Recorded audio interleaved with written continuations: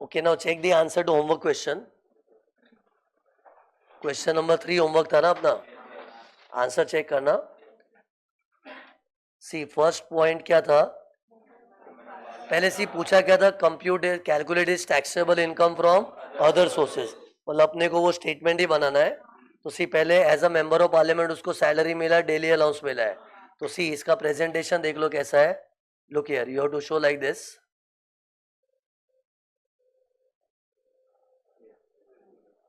ये देखो, receipts as a member of parliament, और उसमें सैलरी कितना था 10,000 पर मंथ, तो इंटू 12 1,20,000.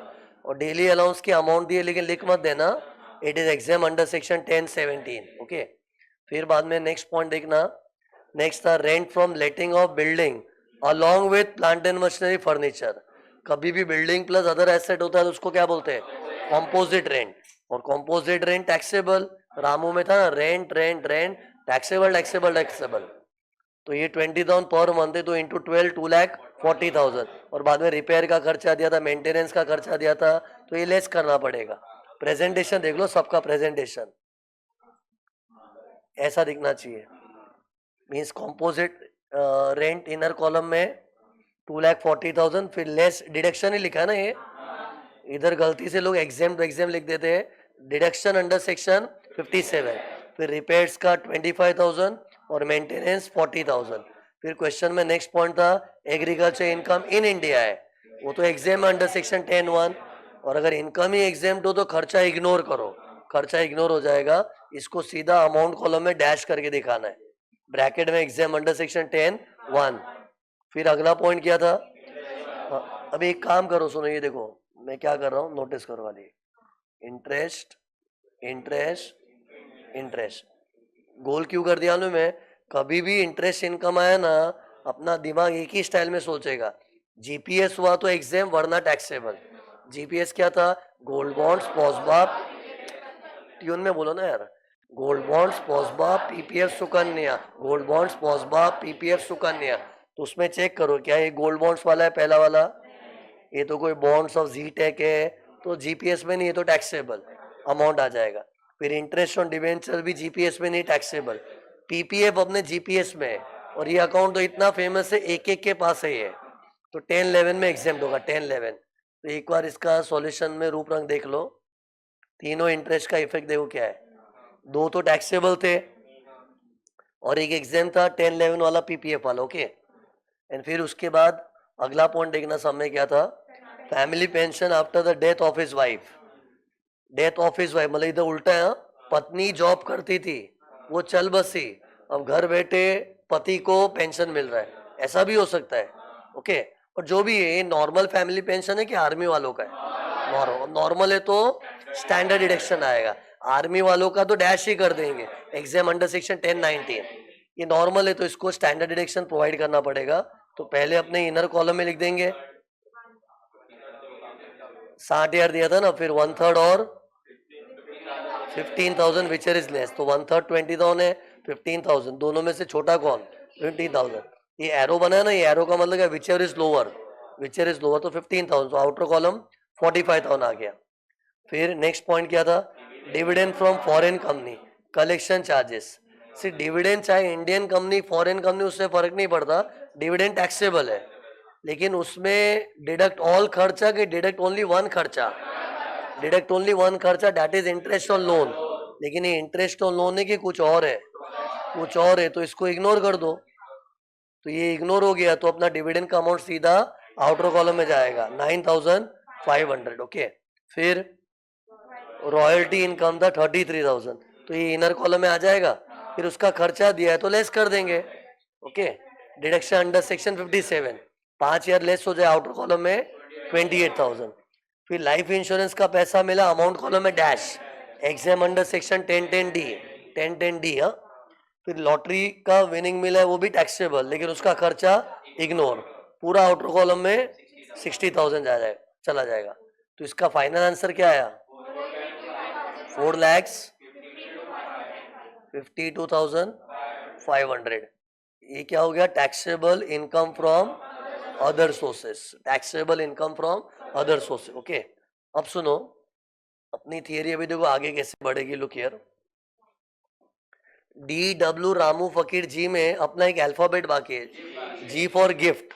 तो सुनो अभी गिफ्ट की थियरी देखना इधर, लुक हियर, लुक।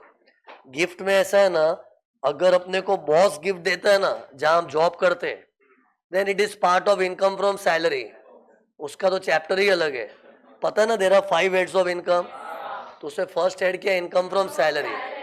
तो अगर कोई एम्प्लॉय बोले मुझे तो बॉस ने गिफ्ट दिया है, तो ठीक है, वो ईफॉस में नहीं आएगा, इनकम फ्रॉम सैलरी। और कस्टमर से गिफ्ट मिलता है बिजनेसमैन को, तो इनकम फ्रॉम बिजनेस में आएगा। तो ऐसे गिफ्ट की इस चैप्टर में जगह नहीं है। इस चैप्टर में हम लोग न तो बॉस के गिफ्ट की बात कर रहे हैं, ना कस्टमर के गिफ्ट की। We are talking about other gifts. So any gift other than boss से मिला हुआ, कस्टमर से मिला हुआ, that is income from other source. अब देखो इसका चार्ट कैसा है। अगर कोई ये अदर जैसा गिफ्ट आया, मतलब एम्प्लॉयर कस्टमर का नहीं, कोई अदर, तो देखना है अगर इनमें से तो फुल्ली एग्जाम। एक कीवर्ड है मेरा, आई am doctor LC. I am not CA, I am doctor, I am doctor LC. तो अगर आई एम डॉक्टर एलसी वाला हुआ तो फुल्ली एग्जाम। क्यों बताऊंगा, एक बार पहले समझ लो क्या है। एंड फिर आई एम डॉक्टर एलसी में फिट नहीं हुआ ना, if it is some other gift, तो अमाउंट देखने का 50,000 तक है तो माफ है, और 50,000 के थोड़ा भी ऊपर गया ना, फुल्ली टैक्सेबल। ये दो फुल्ली वर्ड को मैंने कुछ किया है। फुल्ली मतलब फुल्ली, ऐसे नहीं कि 52,000 है तो 50 कट करके बैलेंस। ये एग्जेम्प्ट हुआ तो पूरा, टैक्सेबल हो तो पूरा ही हो जाएगा। तो अगर क्वेश्चन है बोला 72,000 है, पूरा 72,000। क्यों बताऊंगा ये सब, 50,000 के पीछे क्या लॉजिक है, ये सब बताऊंगा। लेकिन एक बार मैंने मोटा मोटी तुमको बता दिया कि कभी भी कोई एम्प्लॉयर कस्टमर का गिफ्ट नहीं है, कुछ और गिफ्ट है, दोस्ती यारी रिश्तेदारी वगैरह में मिला होगा, तो ही इनकम फ्रॉम अदर सोर्स में आता है। और उसमें चेक करो वो आई एम डॉक्टर एलसी में तो एग्जाम, वरना 50,000 तक माफ, उसके ऊपर हुआ तो फुल्ली टैक्सेबल। अब देखना ये आई एम डॉक्टर वगैरह क्या है, फुल फॉर्म बाद में बताता हूँ, पहले से अभी कुछ कॉन्सेप्ट सुनना। एक्चुअली ना गिफ्ट पे टैक्स ही नहीं आना चाहिए, गिफ्ट इनकम ही नहीं है। सी किसी भी चीज को इनकम कब बोलते हैं में, when there is give and take. फोकट में मिलता है ना, फोकट में वो इनकम नहीं होता है। हर इनकम में तुम लोग कॉमन चीज नोटिस करोगे, कुछ हम गिव करते, बदले में टेक करते, जो टेका वो इनकम। जैसे मैं तुमको इधर पढ़ा के सर्विसेज गिव कर रहा हूँ, ये गिव है। तो तुमसे जो फीस मिलेगी वो इनकम है। उसको क्या बोलूंगा, मैंने फीस रिसीव नहीं की, अर्न की है। टू अर्न मीन्स कुछ दे के मिलना। और हर इनकम में ये बैकग्राउंड होता ही है, गिव एंड टेक का। जैसे अपने 5 हेड्स ऑफ इनकम पढ़े, सब में चेक करो।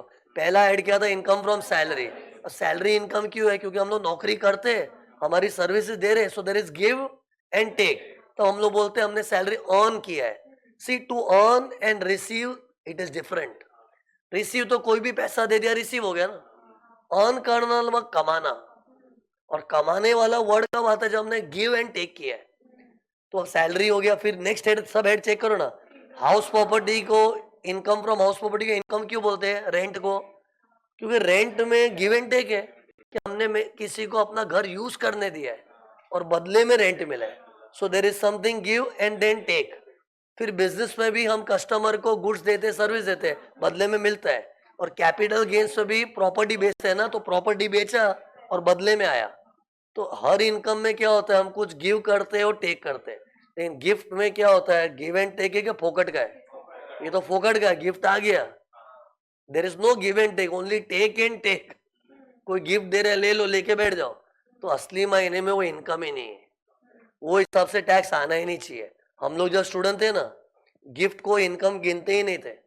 गिफ्ट थोड़ी इनकम होता था, सब में कभी दिख जाता था ना, हम लोग इग्नोर करते थे, इट्स नॉट एन इनकम। ये हमारे जमाने की बात कर रहा हूं। लेकिन ये चीज का है ना, लोग गैर फायदा उठाते थे, लोग चीटिंग करते थे। चीटिंग करना सीख, चीटिंग करना नहीं है, लेकिन करने आना चाहिए। लोग क्या चीटिंग करते थे, अच्छी अच्छी इनकम को भी है ना गिफ्ट बोल के माफ करवा लेते थे। क्यों, पुराने जमाने में गिफ्ट को इनकम ही नहीं गिनते थे ना। तो आज मेरे पास कोई अच्छी खासी इनकम भी आई है ना, तो मुझे अगर टैक्स नहीं भरना तो मैं क्या बोलता था ये तो गिफ्ट था, ये तो मुझे गिफ्ट मिला है। और उन दिनों में गिफ्ट को इनकम ही नहीं गिनते थे। तो किसी भी इनकम, एक्चुअली इनकम है वो, लेकिन मुझे टैक्स नहीं भरना है तो झूठ क्या बोलता था, ये तो गिफ्ट मिला था। और इनकम टैक्स पे तो कितने झोलझाल करने वाले लोग मार्केट में मिलते हैं, और कभी उनकी चोरी पकड़ जाती है। इनकम टैक्स वाले बोलते हैं ना, ये 50 लाख की इनकम तूने दिखाई नहीं, 10 लाख का इनकम दिखाया नहीं। बोले ये इनकम नहीं, ये तो गिफ्ट मिला था। किसने दिया था? मेरा जिगरी यार है। तो ऐसा गेम खेलते थे ना, मतलब गवर्नमेंट को सब लल्लू बना रहे हैं। और जब पापों का घड़ा भर गया तब गवर्नमेंट ने बोला बहुत हो गया तुम लोग का, अभी से हम गिफ्ट को भी इनकम मानेंगे। हर इनकम को देखो गिफ्ट है, गिफ्ट है, गिफ्ट है। बिकॉज वो इनकम नहीं तो टैक्स ही नहीं आएगा, मस्त में चोरी कर रहे हो। अभी से हम गिफ्ट को भी इनकम मानेंगे। हाँ ठीक है, आई एम डॉक्टर एलसी वाले गिफ्ट है ना, वो सच में जेन्यून है। अब मुझे कन्विंस करना पड़ेगा कि आई एम डॉक्टर एलसी वाले गिफ्ट जेन्यून है। See one by one. First alphabet की आई, आई फॉर इनहेरिटेंस, मतलब किसी के मरने के बाद बेटे को जायदाद वगैरह मिली है ना, जो बच गए घर वाले उनको जायदाद मिली है, तो एक तरह का गिफ्ट ही तो है। जैसे एक लड़का है, उसके फादर ग्रैंडफादर सबकी डेथ हो गई और उसको बहुत प्रॉपर्टियां मिली है, तो विरासत में आया तो फ्री है ना, तो भी गिफ्ट है, बट वो जेन्यून है। उसमें क्या झूठ बोलेगा, नहीं मर गया, मर गया तो उसका प्रूफ भी हो, डेथ सर्टिफिकेट होगा यार, तो it is a genuine thing, तो ये माफ है।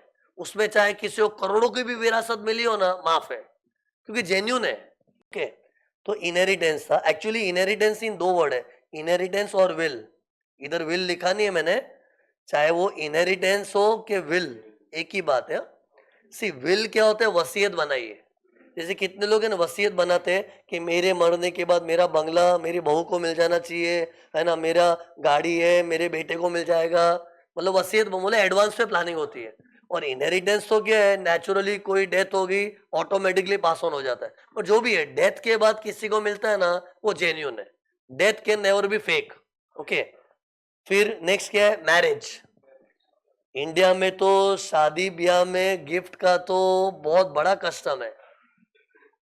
डाउरी भी होता है, बोल मानो कि नहीं मानो, आज भी सिस्टम चलता है। कितने फैमिली में ऐसा है कि मतलब लड़की की शादी हो रही है तो लड़की वाले मतलब वो लड़के वालों को 10-10 20-20 लाख रुपया दे रहे, गिफ्ट ही है।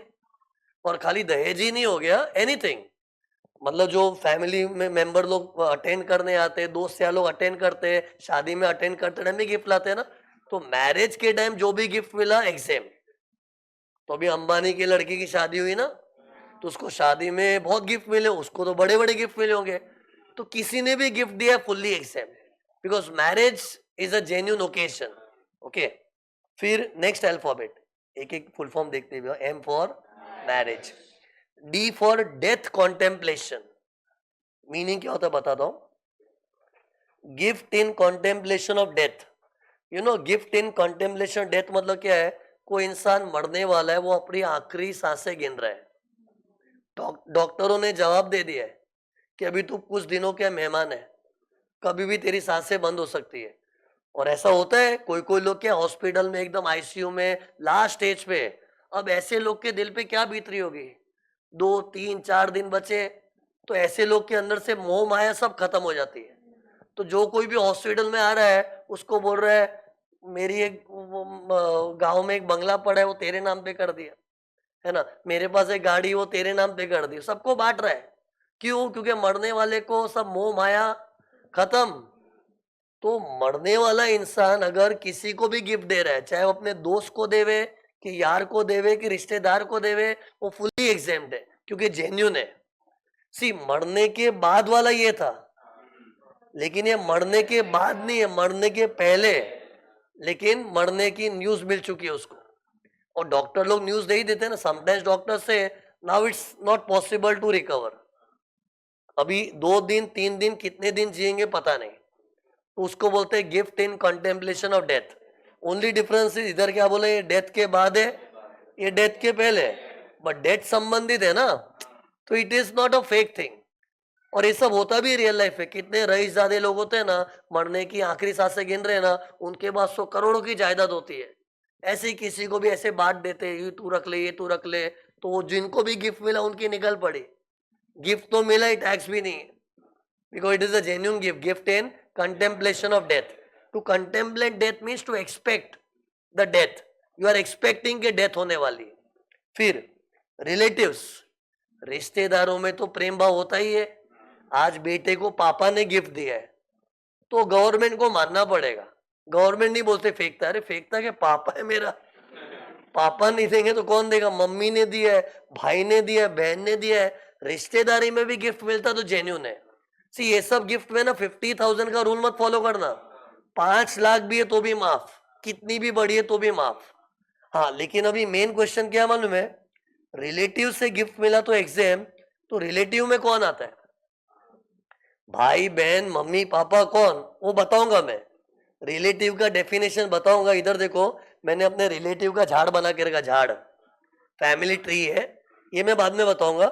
एक बार उसमें नहीं घुसते हैं, एक बार ये पूरा फुल फॉर्म खत्म करने दो ना यार. तो रिलेटिव से, रिश्तेदारों से गिफ्ट मिला तो भी एग्जाम. फिर L, gift from local authority. Local authority क्या होता है बताओ? Municipal authorities. You know Bharat में 3 गवर्नमेंट है, central, state, local. Central government country संभालती है, स्टेट गवर्नमेंट स्टेट संभालता है, लोकल गवर्नमेंट लोकेलिटी संभालती है. जैसे अपने मुंबई के लिए बीएमसी है, म्युनिसिपल अथॉरिटीज. तो मुंबई एरिया का ध्यान रखने का काम है उनका. ओके, तो लोकल गवर्नमेंट है, लेकिन हम लोग लोकल गवर्नमेंट नहीं बोलते, लोकल अथॉरिटी. तो सुनो पॉइंट क्या, अगर लोकल अथॉरिटी से गिफ्ट मिला ना, वो भी एग्जाम. अब इधर पता स्टूडेंट को डाउट क्या आएगा, या म्युनिसिपैलिटी वाले अपने को गिफ्ट क्यों दे रहे? तो सुनो, ये वैसा गिफ्ट नहीं, ये क्या मालूम है? अचानक अर्थक्वेक आ गया है, बारिशों में इतना पानी भर गया है, कितने लोग के घर टूट फूट गए, तो बीएमसी वाले, म्युनिसिपल अथॉरिटी वाले क्या उनको पैसा देते, और वो पैसा दिया तो फूकट का ही दिया ना. तो it's kind of a gift. मतलब ऐसा गिफ्ट बोल के नहीं दिया होगा कि आपका तो घर ही टूट गया बारिश में, अर्थक्वेक आया तो आपका भी घर पूरा टूट गया, आपको नुकसान हो गया, या फिर कोविड आ गया था, ये हो गया तो वो गया. तो मतलब कुछ भी ऐसे कैलामिटीज वगैरह होती है तो उससे म्युनिसिपल अथॉरिटीज लोग इनिशिएट लेते हैं, जो लोग भी पीड़ित है उनको पैसा दो यार. तो पैसा दिया तो फ्री का ही दिया ना, वो भी गिफ्ट है बट वो जेन्यून है. ओके, और जेन्यून है तो फुल्ली एग्जाम. तो इसको बोलते हैं gift from local authority. Okay, फिर नेक्स्ट देखो, चैरिटेबल ट्रस्ट. सी चैरिटेबल ट्रस्ट से गिफ्ट मिलना भी नॉर्मल है, कि चैरिटेबल ट्रस्ट लोग का तो काम ही है समाज सेवा करना. तो जैसे फॉर एग्जाम्पल ट्रस्ट है, उसने किसी बच्चे को बोला तेरे को पढ़ना है, ये ले 5 लाख रुपया, ट्रस्ट ने दे दिया, तो गिफ्ट है वो. पढ़ने के लिए दिया कि कोई भी काम से दिया, और उन लोग ने दिया तो जेन्यून भी लगता है, कि चैरिटेबल ट्रस्ट लोग का काम ही कि चैरिटी करना है, और चैरिटी करने में तो इन लोग फ्री में बांटते ही है, तो वो फ्री में बांटा हुआ इज जेन्यून. एंड इधर वाइस वर्सा भी है, ट्रस्ट को मिला भी हो ना तो भी एग्जाम. ट्रस्ट को मिलता भी है, जैसे मैं ट्रस्ट हूं, पूरी दुनिया के लोग मुझे डोनेशन दे दे के आते, तो मेरे लिए तो फ्री का है ना, वो भी एग्जाम. और ट्रस्ट किसी को दे रही है, वो भी exam. In short charitable trust दे रहा है कि ले रहा है, दोनों केस में वो एग्जाम्प्ट है. क्यों? चैरिटेबल ट्रस्ट तो फ्री का जीवन ही जी रही है, उनको आता भी फ्री में, यहाँ वो अमीरों से डोनेशन और समाज सेवा के चक्कर में देते भी सब फ्री में, तो वो भी एग्जाम्प्ट है. फिर लास्ट, कोविड ट्रीटमेंट. मतलब किसी को कोविड हुआ है और उसके इलाज के लिए उसको कोई भी पैसा दिया, कोई भी मतलब उसको कोई दोस्त यार, दूर का पड़ोसी, अड़ोस पड़ोस का, किसी ने भी किसी को कोविड के इलाज के लिए पैसा दिया है, exam, because it is genuine. See ये रूल है ना, जिन दिनों में कोविड चल रहा था ना, उन दिनों में बजट में आया था, कि उन दिनों में क्या, जो लोग भी कोविड से एकदम सफर कर रहे थे ना, there were many people who were literally suffering and they were not having money. तो एक दूसरे के लोग हेल्प किया करते थे, और उस हेल्प के चक्कर में एक दूसरे को कोई देता है तो गिफ्ट ही बन जाता है ना, बट वो जेन्यून है तो उसको एग्जाम किया है. लेकिन अभी ये पॉइंट एग्जाम में आने का चांसेस कम है, कि अभी कोई कोविड में एकदम तड़प रहा है, पैसे की भी नहीं है, कोई हेल्प कर रहा है, ऐसा कम सुनने में आता है. उन दिनों में सुनते थे, लेकिन उन दिनों में जो रूल बना वो आज तक चल ही रहा है. आज भी अगर कोई बोल दे ना मेरे को भारी कोविड हो गया है और मेरे पास इलाज के पैसे नहीं है, मेरे दोस्त ने मेरे को पैसा दिया है, तो ठीक है, माफ है, कोविड के लिए दिया है, तो इट्स अ जेन्युइन केस। और सी, कोविड किसको होना चाहिए? या तो तेरे को खुद को, फैमिली को हुआ तो भी। जैसे या मुझे कोविड हुआ है तो मेरे इलाज के लिए पैसा मिला है, या मेरी फैमिली। और इधर फैमिली मतलब कौन? Spouse, children, dependent parents, dependent brothers, dependent sister. क्या क्या बोल दिया? स्पाउस मतलब मेरे लिए, स्पाउस मतलब मेरा जीवन साथी। सी, स्पाउस कैन बी वाइफ और हस्बैंड एज द केस में भी, अपना लाइफ पार्टनर। तो मेरे लिए तो वाइफ ही होगा ना, है ना? तो या तो मुझे कोविड हुआ हो, और फैमिली में कौन? Wife, children, dependent parents, brothers and sister. Parents, brothers, sister should be dependent. Dependent मतलब they don't have their own earning, कमा नहीं रहे, मेरे भरोसे जी रहे। जैसे मेरे पेरेंट्स है या मेरे ब्रदर्स है कि सिस्टर है ना, कुछ कमा धमा नहीं रहे, मेरे भरोसे जी रहे, मतलब they are dependent on me. अरे मैं क्या सिखा रहा हूं? कोविड किसको होना चाहिए? या खुद को, देखो सेल्फ लिखा है, या फिर फैमिली। फैमिली मतलब स्पाउस, चिल्ड्रन। और स्पाउस और चिल्ड्रन में डिपेंडेंट इंडिपेंडेंट ऐसा कुछ नहीं है। चिल्ड्रन तो मेरे खुद भी कमा रहे हैं ना, मेरे बच्चे यार, they are my core family. Wife मेरी अच्छा खासा कमा भी रही है ना, वो वाइफ है, wife is part of life. लेकिन पेरेंट्स, भाई बहन डिपेंडेंट है तो ही मेरी फैमिली का हिस्सा है। डिपेंडेंट मतलब उनकी कोई कमाई नहीं होनी चाहिए। तो इन शॉर्ट, इन्हीं में से किसी को कोविड हुआ है और उसके लिए कोई तुझे पैसा देके जा रहा है, रख ले, टैक्स फ्री। ओके, अब है ना, खत्म नहीं हुआ है, ये कोविड ट्रीटमेंट था। कभी कभी कोविड डेथ भी हो जाती है। जैसे फॉर एग्जाम्पल, किसी की कोविड से डेथ हो गई है और डेथ पे पैसा मिला है। डेथ पे भी देते हैं लोग, दया करते हैं, यार इसका हस्बैंड मर गया, इसका छोटा लड़का था कोविड से चला गया। अरे ये सब बनावटी बात है ना, we have seen with our eyes. तो अगर किसी की कोविड से डेथ हो गई है और डेथ पे पैसा मिला है तो भी एग्जाम। फर्क क्या? ये ट्रीटमेंट था, और अभी मैं डेथ की बात कर रहा हूँ। कोई कोई लोग ट्रीटमेंट के लिए हेल्प करते, चल इलाज कर, मैं पैसा दे रहा हूँ, मैं पैसा दे रहा हूँ। और कोई कोई लोग मर गया तो उसके लिए सिंपैथी देके पैसा देते। ओके, लेकिन कोविड डेथ का पैसा मिला है ना, 10 लाख तक ही एग्जाम्प्ट है, only up to 10 lakhs। But covid treatment में तो कोई 1 करोड़ की भी मदद कर दे तो भी एग्जाम्प्ट है। क्यों? क्योंकि हाँ, ट्रीटमेंट में क्या उम्मीद है, बच सकता है, बच सकता है यार, दे दो उसको 25-50 लाख, जो इलाज के लिए चाहिए दे दो। लेकिन डेथ में तो क्या, आदमी मर ही गया ना, खाली एक वो लग रहा है कि नहीं यार बहुत गलत हुआ इसके साथ, यार बहुत गलत हुआ। तो हम लोग क्या एक मदद करने की भावना से दे रहे हैं। तो वो भावना की गवर्नमेंट ने रिस्पेक्ट करके बोला ठीक है, किसी ने अच्छी भावना से दिया है तो 10 लाख तक माफी कर देते, बट लिमिट लगा दी उधर। और उससे ज्यादा कोई देगा भी नहीं। अपने भी देखे, इतना कोई कौन देता है पैसा?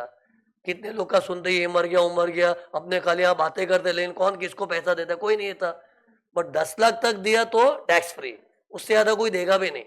बट ट्रीटमेंट में लिमिट ही नहीं है। अरे ट्रीटमेंट मतलब तेरा चांसेस के बच सकता है, जितना चाहे उतना कोई पैसा दे दे, उसको टैक्स से माफ है। बट सी, किसको कोविड था ये देखना, नोटिस करना। ट्रीटमेंट में ना तो मुझे भी हो सकता है या फिर फैमिली को भी हो सकता है। लेकिन डेथ में क्या है, डेथ मेरी हुई है, मेरे फैमिली वालों को मिला होगा पैसा।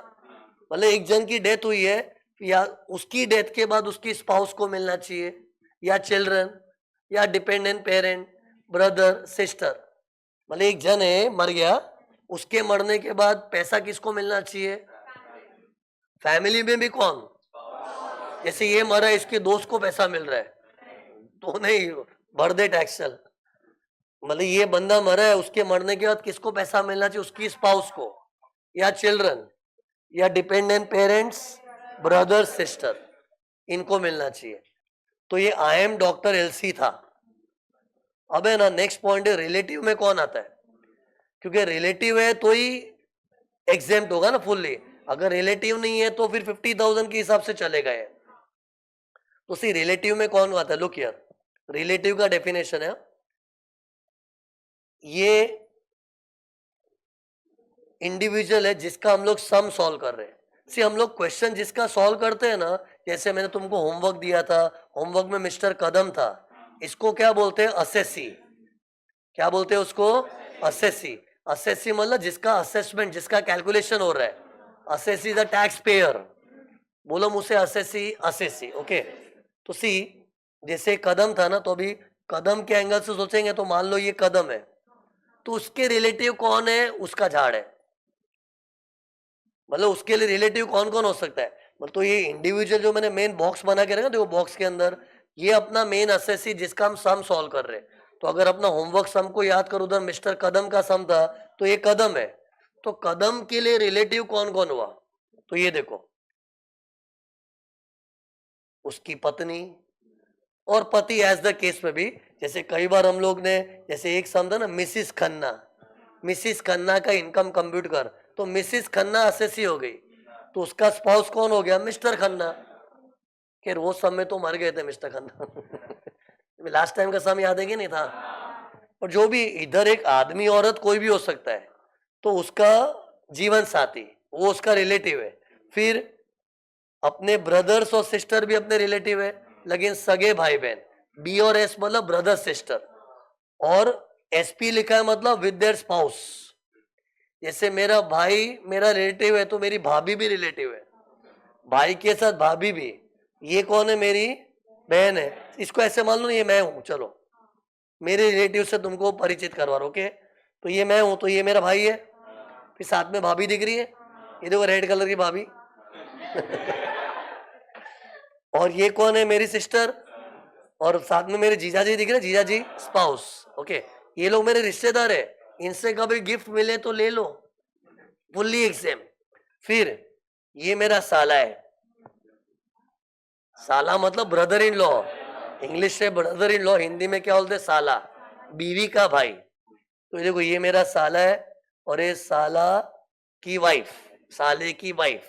ओके, और ये मेरी साली, बोलते हैं जिसको आधी घर वाली, वो वाली साली। तो ये साली और उसके साथ उसका पति। ओके, तो इन शॉर्ट मेरे भाई बहन तो है, मेरी बीवी के भी भाई बहन है, और with their life partners. Okay, फिर मेरे मम्मी पापा तो मेरे खास रिलेटिव है। फिर मेरे मम्मी पापा के भाई और बहन दोनों। अब भाई बहन में कौन कौन है? पापा के एंगल से देखो ना, तो भाई मतलब चाचा ताऊ बोलते हैं ना, और बहन मतलब बुआ वगैरह। ये फादर साइड देख रहा हूँ, फादर साइड। और मदर की साइड देखूंगा, तो मदर के ब्रदर मतलब मामा, सिस्टर मतलब मासी, ये सब रिलेटिव है। और कोई भी इंसान अकेला नहीं, अपने जोड़ीदार के साथ है।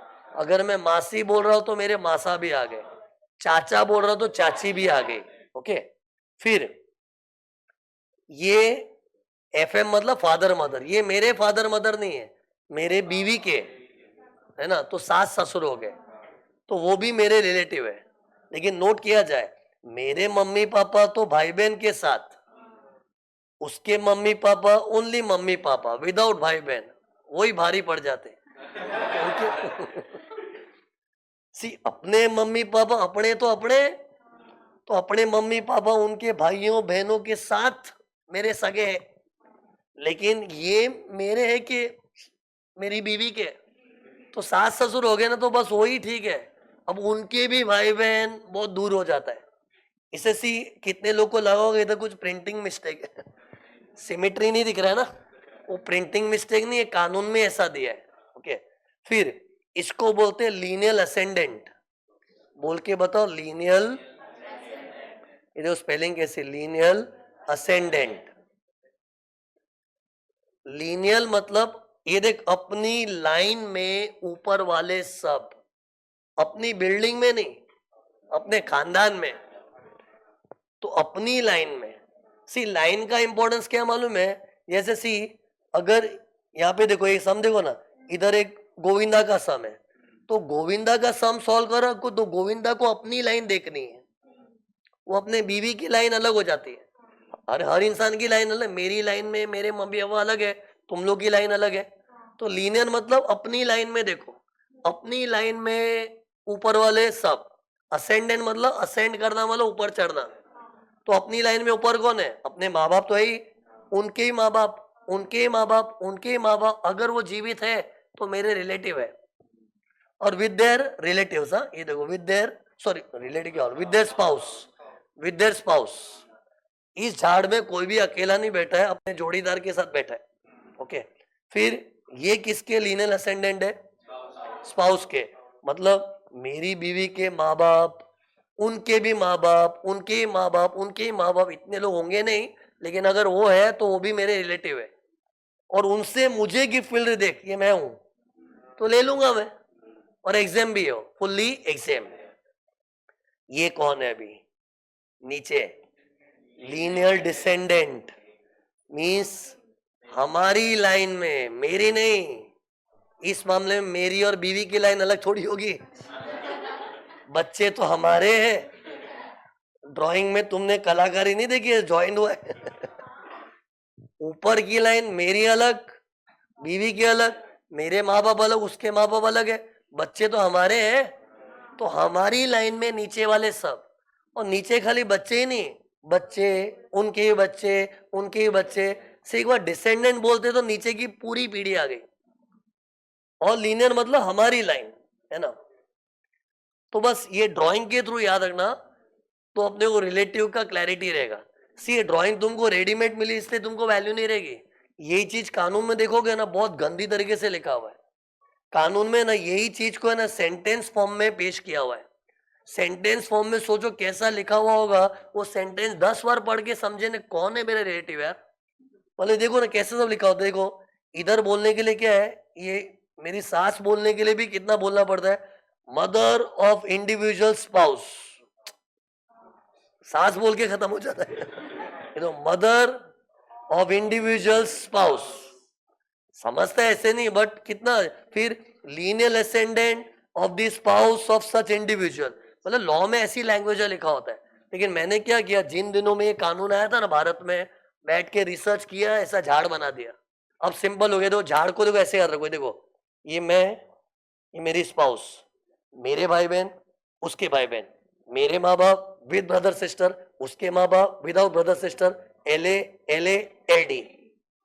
ऐसे एक्शन किया याद करने का, करो इसको, कहीं भी चलते फिरते कर सकते। ये मैं ये मैं और मेरी स्पाउस, मेरे भाई बहन, मेरे भाई। एक सेकंड, तुम लोग ये देखा मैंने इसको ये लाइन में, भाई बहन को क्या बोलते हो, हम उम्र है, हमारी उम्र के, तो देखो सेम लेवल पे रखा है, देखो इधर ऐसे आ रहा है ऐसे, माँ बाप ऊपर आ गए तो ऊपर लेके आ लाइन, सोचा है मैंने सब, है ना। तो देखो ये मैं, ये मेरी स्पाउस, मेरे भाई बहन, उसके भाई बहन, मेरे माँ बाप विद ब्रदर सिस्टर, उसके माँ बाप without brother sister, L A L D. L A क्या था, लीनियल असेंडेंट, एल डी मतलब lineal descendant. Okay, and everyone with their spouse. तो इनसे कभी गिफ्ट मिलता है तो क्या बोलना चाहिए, gift from relatives, and it is fully exempt. तो ये इसी का डिस्कशन चल रहा था। अब अपना फाइनली क्या बोल सकते हैं, आई एम डॉक्टर एलसी का फुल फॉर्म पढ़ा दिया, सर ने तो पढ़ा दिया, हमको याद है कि नहीं मालूम नहीं, याद करके ना प्लीज रिवाइज किया करो।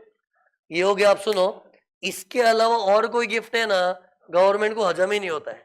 जैसे कोई बोले मेरे दोस्त ने मेरे को गिफ्ट दिया था, एक से मतलब दोस्त का गिफ्ट इधर आ रहा है क्या?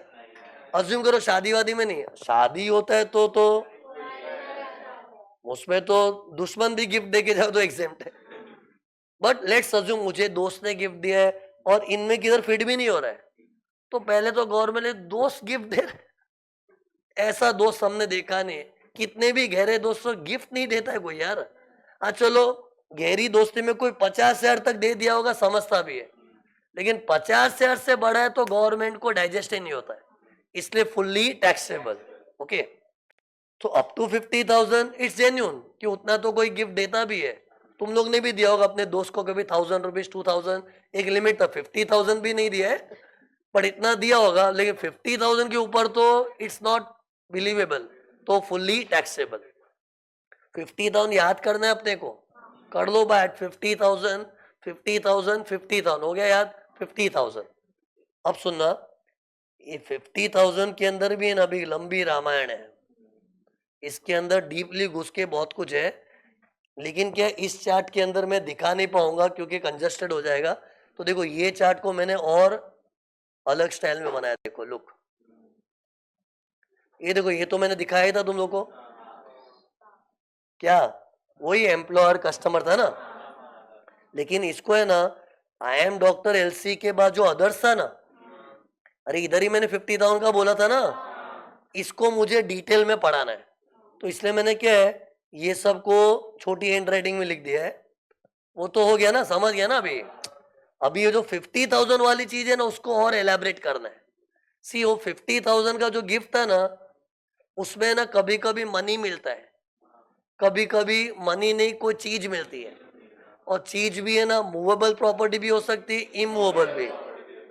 सी जिसको गिफ्ट मिलता है ना, कुछ भी मिल सकता है। और गिफ्ट ऐसा नहीं कि पैसों के रूप में ही आता है, कभी कभी अपने को मतलब कोई सोना चांदी डायमंड गिफ्ट मिल सकता है, कभी कभी कोई जमीन गिफ्ट में आ सकती है। तो क्या करना चाहिए, तो सी वन बाय वन। तो इधर देखो मैंने चार्ट कैसा बनाया है। अदर गिफ्ट्स, अदर मतलब आई एम डॉक्टर एलसी के अलावा, आई एम डॉक्टर एलसी के अलावा जो अदर गिफ्ट है, जहां में 50,000 की बात बताए ना, उसमें अगर मनी गिफ्ट है तो क्या, मूवेबल प्रॉपर्टी है तो क्या, इमूवेबल प्रॉपर्टी तो क्या, वो मैं अभी बताऊंगा। तो सी मनी गिफ्ट हुआ तो देख लो कितना मनी मिला है, 50,000 तक मिला है तो एग्जाम, वरना फुल्ली टैक्सेबल। बट इधर you to see aggregate of the whole financial year, aggregate of the whole financial year. जैसे मान लो मैं हूं, मुझे ना 6 लोगों ने गिफ्ट दिए, सबने 10-10 हजार दिया। मिस्टर ए ने 10 हजार दिया, बी ने 10 हजार दिया, 6 जगह से 10-10 हजार आया। तो हर एक से मुझे 10 ही आया है। देने वाले अलग लोग हैं, लेने वाला तो मैं ही हूं ना। तो मेरे पास कितना आ गया, 10, 10, 10, 10, 10, 60, विच is more than 50, fully taxable. मैं अगर बोलूं नहीं, एक 10 तो उसने दिया था, एक उसने, अरे किसने भी दिया, लेने वाला तो तू ही है। और हम लोग तेरा स्टेटमेंट बना रहे हैं, तो तेरे को कितना मिला बोल, पूरे साल का टोटल।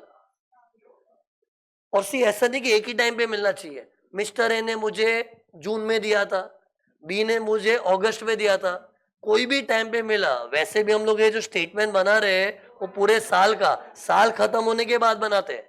सी जब साल में कमाइयां चल रही हो तो प्रीवियस ईयर होता है, फिर साल खत्म होने का असेसमेंट ईयर होता है, तब करते हैं ना। तो साल खत्म होने का तो मालूम ही पड़ जाएगा कि पूरे साल भर में कहां कहां से पैसे गिफ्ट में आए हैं, तो उसको एग्रीगेट करना चाहिए। तो सी इधर मैंने क्या लिखा, पढ़ो। एग्रीगेट अप टू 50,000 हुआ तो exam, and vice versa, if aggregate more than 50,000 तो फुल्ली टैक्सेबल। फिर मूवेबल प्रॉपर्टी में भी सेम रूल है, लेकिन इधर है ना, पैसा नहीं, कोई चीज मिली है ना। तो जैसे मान लो मुझे है ना, किसी ने गोल्ड दिया है, एक और जन ने गोल्ड दिया है, एक और जन ने गोल्ड दिया है, 3 जगह से गोल्ड आया है। तो मुझे गोल्ड की मार्केट वैल्यू पकड़नी पड़ेगी। और 3 जन से आया ना, तीनों जनों से जितना भी गोल्ड मिला, उसकी मार्केट वैल्यू को टोटल मारूंगा, एग्रीगेट। एग्रीगेशन इधर भी करना है, लेकिन aggregate of the market value of the gold. Gold is just an example. या फिर मेरे को किसी ने डायमंड दे दिया हो, कोई सोने की चेन दे दी है, जो भी चीज दी उसकी फेयर मार्केट वैल्यू। फेयर मतलब जो प्रॉपर जेन्यून मार्केट वैल्यू है वो। और वो क्वेश्चन में देंगे, तुम लोग को नहीं सोचना है कि इसका मार्केट में क्या वैल्यू होता होगा, वो तो सब में देना ही पड़ेगा ना। पर सी एक से ना, ये देखो, पढ़ो क्या लिखा इधर, aggregate FMV, fair market value up to 50,000 हुआ तो एग्जाम। और एग्रीगेट मतलब 4-5 लोग से मिला, ऐसा इमेजिन किया करो, फिर सबको टोटल मार देने का। मिला 4-5 लोगों से होगा, लेकिन जिसको मिला है वो सिंगल आदमी है। और वैसे भी हम लोग सिंगल आदमी का स्टेटमेंट बना रहे होते हैं ना। लेकिन सी कभी कभी क्या होता है, ध्यान से सुनना, 3 जनों से मुझे गोल्ड मिला है, लेकिन फोकट में नहीं, सस्ते में। जैसे मान लो मुझे जो गोल्ड मिला है ना, उसका मार्केट वैल्यू 40,000 है। एक जन ने मुझे 40,000 का गोल्ड दिया, दूसरे ने भी 40 का, तीसरे ने भी 40 का दिया, लेकिन फोकट में नहीं, बदली में पैसा दिया है, 5-5 हजार ही दिया है, 5 हजार। मतलब 40 हजार के सामान के 5 ही देना पड़ा। तो उसमें डिफरेंस को भी गवर्नमेंट गिफ्ट मानती है। अरे ऐसे फील करे, 40 हजार का सोना मिला मेरे को, सोना, लेकिन सामने मैंने पैसा भी दिया उसको, लेकिन खाली 5,000। तो 40,000 की वस्तु के लिए 5 हजार ही दिया। तो चल 5 हजार तो गया, लेकिन 35 तो फोकट हो गया ना तेरा। तो 35,000 becomes the element of gift. और ऐसे मुझे 3-4 लोगों से हुआ है, तो सब टोटल मार दो। मतलब इन शॉर्ट सी, इधर दो चीजें, लुक, पढ़ो क्या लिखा है, no price low price. No price मतलब नो, फोकट, टोटली फोकट। किसी ने मुझे गोल्ड दिया, सोना चांदी, फोकट आ रहा है, टोटली फ्री। तो उसकी सीधी मार्केट वैल्यू जोड़ लो। लेकिन नो प्राइस नहीं, लो प्राइस, लो लो मतलब कम भाव में मिला है। मतलब 40,000 का सामान का 5 ही देना पड़ा। तो ये देखो, ये 40 और ये 5 डिफरेंस लेना पड़ता है। पढ़ क्या लिखा है? मेरे एग्जाम्पल में एफएमवी क्या था? 40,000, और 5,000 को क्या बोले? एक्चुअल प्राइस जो मैंने चुकाई है। डिफरेंस को गिफ्ट मानेंगे। मतलब जो सस्तापन था, 40,000 का गोल्ड का मुझे 5 देना पड़ा, तो what is the element of सस्तापन? 35,000, वो गिफ्ट है। और एग्रीगेट क्यों बोलते हैं? ऐसा शायद 4-5 लोगों के साथ हुआ होगा। किसी ने गोल्ड दे दिया होगा, ऐसे किसी ने सिल्वर दिया होगा, तो वो सब अपने को एग्रीगेट करना पड़ेगा। ओके, अब सुनना ध्यान से। 4 लोग ने मुझे ना 10,000 का कैश दिया है। 4 लोगों ने 10,000, 10,000, 10,000, 10,000, भूल ध्यान से सुनो, बहुत अच्छा पॉइंट है। 10,000, 10,000, 10,000, 10,000 4 जन से मिला है, और मनी मिला है। मनी है, मनी। मनी मतलब ऐसा वाला, ये देखो, ये मनी। ठीक है। फिर 4 लोगों से मुझे ना 10,000 का सिल्वर मिला है। सिल्वर कॉइन वगैरह होता है ना, 10,000 का 4 जनों से मिला है। तो क्या करेंगे इसका बताओ? 4 जन ने मुझे 10,000 रुपया, 10,000 रुपया, रुपया रुपया दिया, और अलग 4 लोग हैं, उन्होंने 10,000 का चांदी दिया, सिल्वर। तो क्या करेंगे? एग्रीगेट करना पड़ता ना। ये एग्रीगेशन नहीं हो सकता है। मनी का एग्रीगेशन अलग होता है। ये बोलना था। मतलब तुम लोग नहीं तो क्या करोगे? ये मनी मनी मनी था, और ये चांदी चांदी चांदी था, उसको ऐड कर दोगे। वो नहीं कर सकते। मनी का एग्रीगेशन अलग होता है। मनी अलग चीज है यार, और वस्तु मिलती है, कोई सोना चांदी, वो चीज ही अलग है। तो इसका एग्रीगेशन अलग करना पड़ता है। तो मेरे एग्जाम्पल में फिर आंसर क्या आया? 4 लोगों से मुझे पैसा मिला, तो पैसा देने वाले तो 4 ही है, उसका टोटल तो 40 है। वो 40 मतलब 50 से कम एग्जाम। और दूसरे 4 लोग ऐसे, उन्होंने पैसा नहीं दिया है, सिल्वर दिया है। तो वो 10,000 10,000 करके टोटल भी किया तो 40 हो रहा है, वो भी एग्जाम्ड हो गया। हाँ, सभी लोगों से मनी मिला तो एग्रीगेट हो जाता। इन शॉर्ट, ये एग्रीगेशन अलग रखो। और इसमें भी सुन, इसका भी एग्रीगेशन अलग, इसका भी एग्रीगेशन अलग। सी, जो अलग करने मैंने अलग करके ही दिखाया ना। क्या ये क्या बोला? इसका भी अलग, इसका भी अलग, मतलब जैसे 4 लोगों ने मुझे ना गोल्ड फ्री में दे दिया है, रख ले सोना, मजा कर, ऐसे ही मेरे पास भी आया, तू रख ले। 4 लोगों ने, और 10,000 की वैल्यू है, 10,000 की। और दूसरे 4 लोग ऐसे है ना, उन्होंने मुझे ना 1-1 लाख का सोना था, उसके लिए मुझसे 70-70 हजार रुपया लिया। ऐसा 1-1 लाख का था, उसके लिए मेरे को 70,000 देना पड़ा, 70,000। तो ये वाला लो प्राइस है, और ये वाला नो प्राइस। तो पहले दोनों को मिक्स करना है कि अलग अलग रखना है? तो अमाउंट याद करोगे तो 4 जन ने मुझे 10,000 का फ्री गोल्ड दिया था, तो 10,000 4 जन का तो 40 है, तो एग्जेम्प्ट हो गया। और ये 4 जनों से मुझे 1-1 लाख का सोना मिला था, और बदली में मैंने 70,000 दिया है। तो हर एक को मैंने लाख के सामने 70 दिया है, तो लाख आ रहा है, 70 जा रहा है, तो नेट 30,000। तो ऐसे 4 जन है तो 1,20,000। हाँ, ये 50 क्रॉस हो गया, फुली टैक्सेबल। सी, पहले तो डिफरेंस पकड़ना है, और सब जनों का, और सब लो प्राइस वाले इकट्ठे, और जो नो प्राइस वाले वो अलग, और मनी देने वाले और अलग। ये सेपरेट रखना है। क्या ये लोग सब में इतने सारे गिफ्ट की बारिश नहीं करेंगे? ये तो मैं इतने सारे गिफ्ट बता रहा हूँ। I want to convey what you know, aggregation कैसे करना है। तो मनी जितनों का भी मिला है, सब टोटल मार दे, ए ने दिया, बी ने, जो भी। और मूवेबल प्रॉपर्टी में नो प्राइस का अलग और लो प्राइस का अलग। ओके, अब है ना, इमूवेबल प्रॉपर्टी मतलब क्या? घर, जमीन वगैरह। अब इमेजिन करो, मेरे को फ्लैट का फ्लैट गिफ्ट में मिल गया, 3 लोगों से फ्लैट गिफ्ट मिला है। इधर एग्रीगेशन नहीं करना है, पर प्रॉपर्टी देखना है, क्योंकि घरों की तो इंडिविजुअल में वैल्यू इतनी होती है, जोड़ने की आवश्यकता नहीं है। सी, ये मूवेबल प्रॉपर्टी तो क्या है, कभी कभी चांदी का सिक्का मिल जाता है, और छोटी छोटी वैल्यू वाले तो टोटल मार के देखो।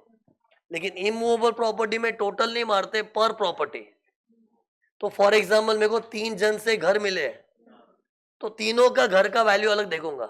एक जन ने घर दिया वो 40,000 का है, दूसरे ने दिया 40 का, तीसरे ने दिया 40 का, एग्जेम्प्ट। पर प्रॉपर्टी 40 ही है ना। खैर 40,000 की प्रॉपर्टी आती नहीं है, ये तो मेरी फीलिंग समझो, मैं जानबूझ के छोटा दिखा रहा था टू शो के इधर एग्रीगेट नहीं करना है। रियलिटी में तो एक प्रॉपर्टी का वैल्यू लाखों करोड़ों में होता है यार। इसलिए गवर्नमेंट ने भी क्या सोचा, एग्रीगेशन का क्यों मगजमारी करे। एक प्रॉपर्टी खुद ही इतनी वैल्यू लेके आती है कि 50,000 के ऊपर तो हो ही जाएगा। पर सी इधर देखो मैंने कैसा लिखा है। पहले तो पर प्रॉपर्टी तो दिख ही रहा है ना, इधर बाजू में क्या लिखा है, HDV, stamp duty value. Stamp duty value, see immovable property की दुनिया में मार्केट वैल्यू को लोग एचडीवी करके पुकारते हैं। नॉलेज रखो, क्या बोला, इमूवेबल प्रॉपर्टी की दुनिया में मार्केट वैल्यू को लोग स्टैम्प ड्यूटी वैल्यू करके ही बोलते हैं। तो कोई ऐसा बोले ना इसका स्टैम्प ड्यूटी वैल्यू क्या है, तो मार्केट वैल्यू ही होता है वो। सी एक्चुअली स्टैम्प ड्यूटी वैल्यू क्यों बोलना पड़ता है, क्योंकि घर वर के ट्रांजेक्शन में ना कुछ स्टैम्प ड्यूटी वगैरह लगती है, सुना तो होगा ना थोड़ा बहुत। अब कितना लगता है उसे जान दो, लेकिन घरों के ट्रांजेक्शन में स्टैम्प ड्यूटी लगता है, और स्टैम्प ड्यूटी है ना मार्केट वैल्यू के ऊपर ही लगता है। और जिस मार्केट वैल्यू पे स्टैम्प ड्यूटी लगती है वो स्टैम्प ड्यूटी वैल्यू, बट लगती तो मार्केट वैल्यू पे ही है ना। इससे वो मार्केट वैल्यू ही एक तरह का स्टैम्प ड्यूटी वैल्यू होता है। तो इसको देख के ऐसा मत सोचिए कुछ नई चीज आ गई। खाली क्या है, प्रॉपर्टी की दुनिया में बोलने का स्टाइल है। We don't say market value, we say stamp duty value, but it is as good as market value only. But we have to see per property. अगर 50,000 तक है और वो होगा ही नहीं, कोई भी प्रॉपर्टी के मार्केट में वैल्यू 50,000 से कम है, क्या पता कोई गांव खड़े में हो तो मालूम नहीं, बाकी चांसेस नहीं है, बट हुआ तो एग्जाम। और इधर भी है ना, जैसे इधर नो प्राइस था ना, अभी इधर भी क्या आएगा, लो प्राइस। लो प्राइस भले ही देखो, इमेजिन मुझे एक घर किसी से मिला है 6 लाख की वैल्यू का है, कितनी, 6 लाख, और उसके लिए मैंने सामने दिया है 4 लाख। तो 6 लाख का घर मिला है, सामने कितना दिया, 4 लाख। तो इसको क्या बोलेंगे, फ्री में मिला के लो प्राइस, लो प्राइस। मतलब देखो 6 लाख का घर है लेकिन 4 लाख दिया है मैंने, तो डिफरेंस कितना है, 2 लाख। तो difference 2 lakhs is more then 50,000, तो it will be taxable, fully taxable. मतलब सेम है, पर इधर अपने को पर प्रॉपर्टी देखना है, इधर एग्रीगेट करने की जरूरत नहीं है।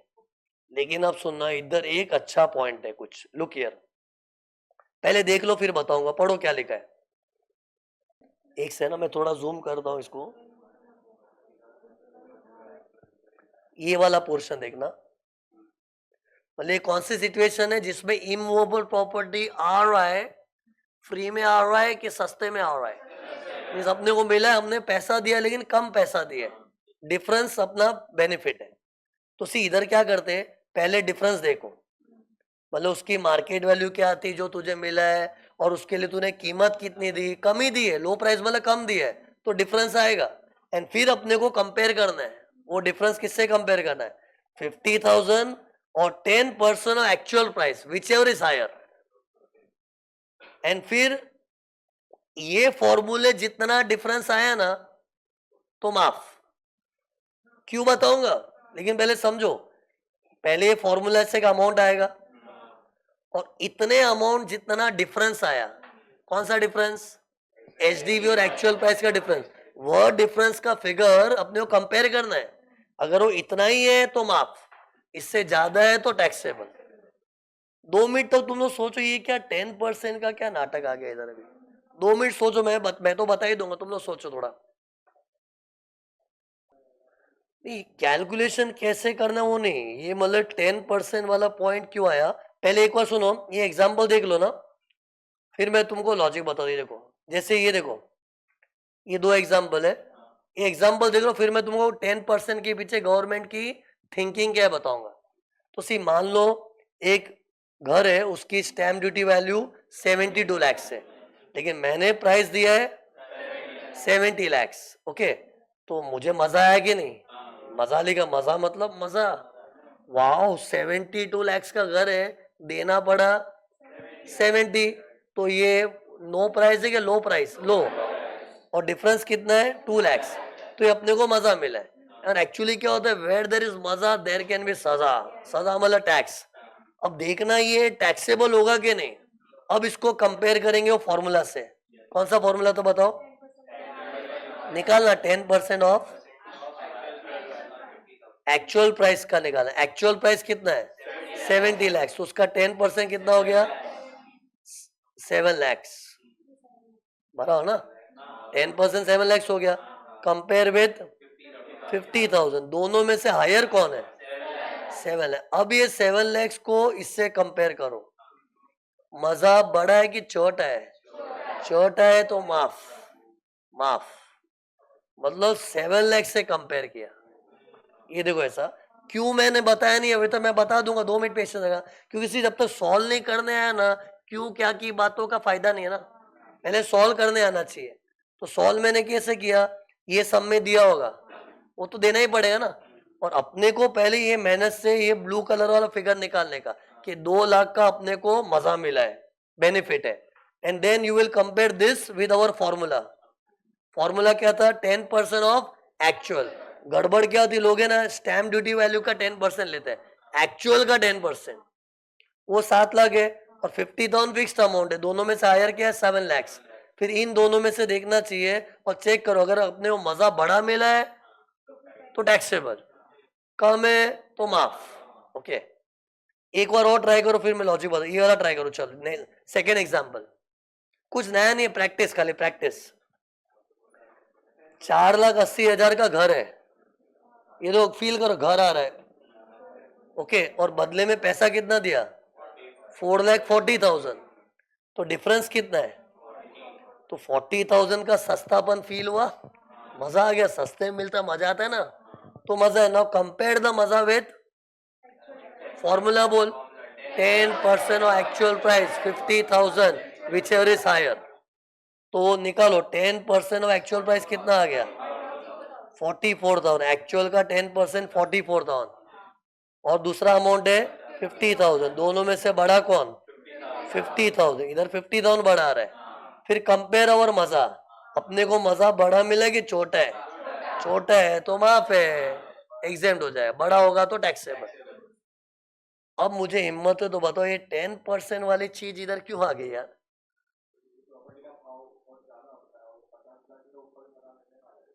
बराबर, सी सी प्रॉपर्टी है ना, उसकी बात मैं समझ गया, तुम लोग नहीं समझो तो मैं बता रहा हूँ। सी, उसने राइट आंसर दिया है। सी प्रॉपर्टी है ना, कोई 2-5 लाख में नहीं, करोड़ों में मिलती है।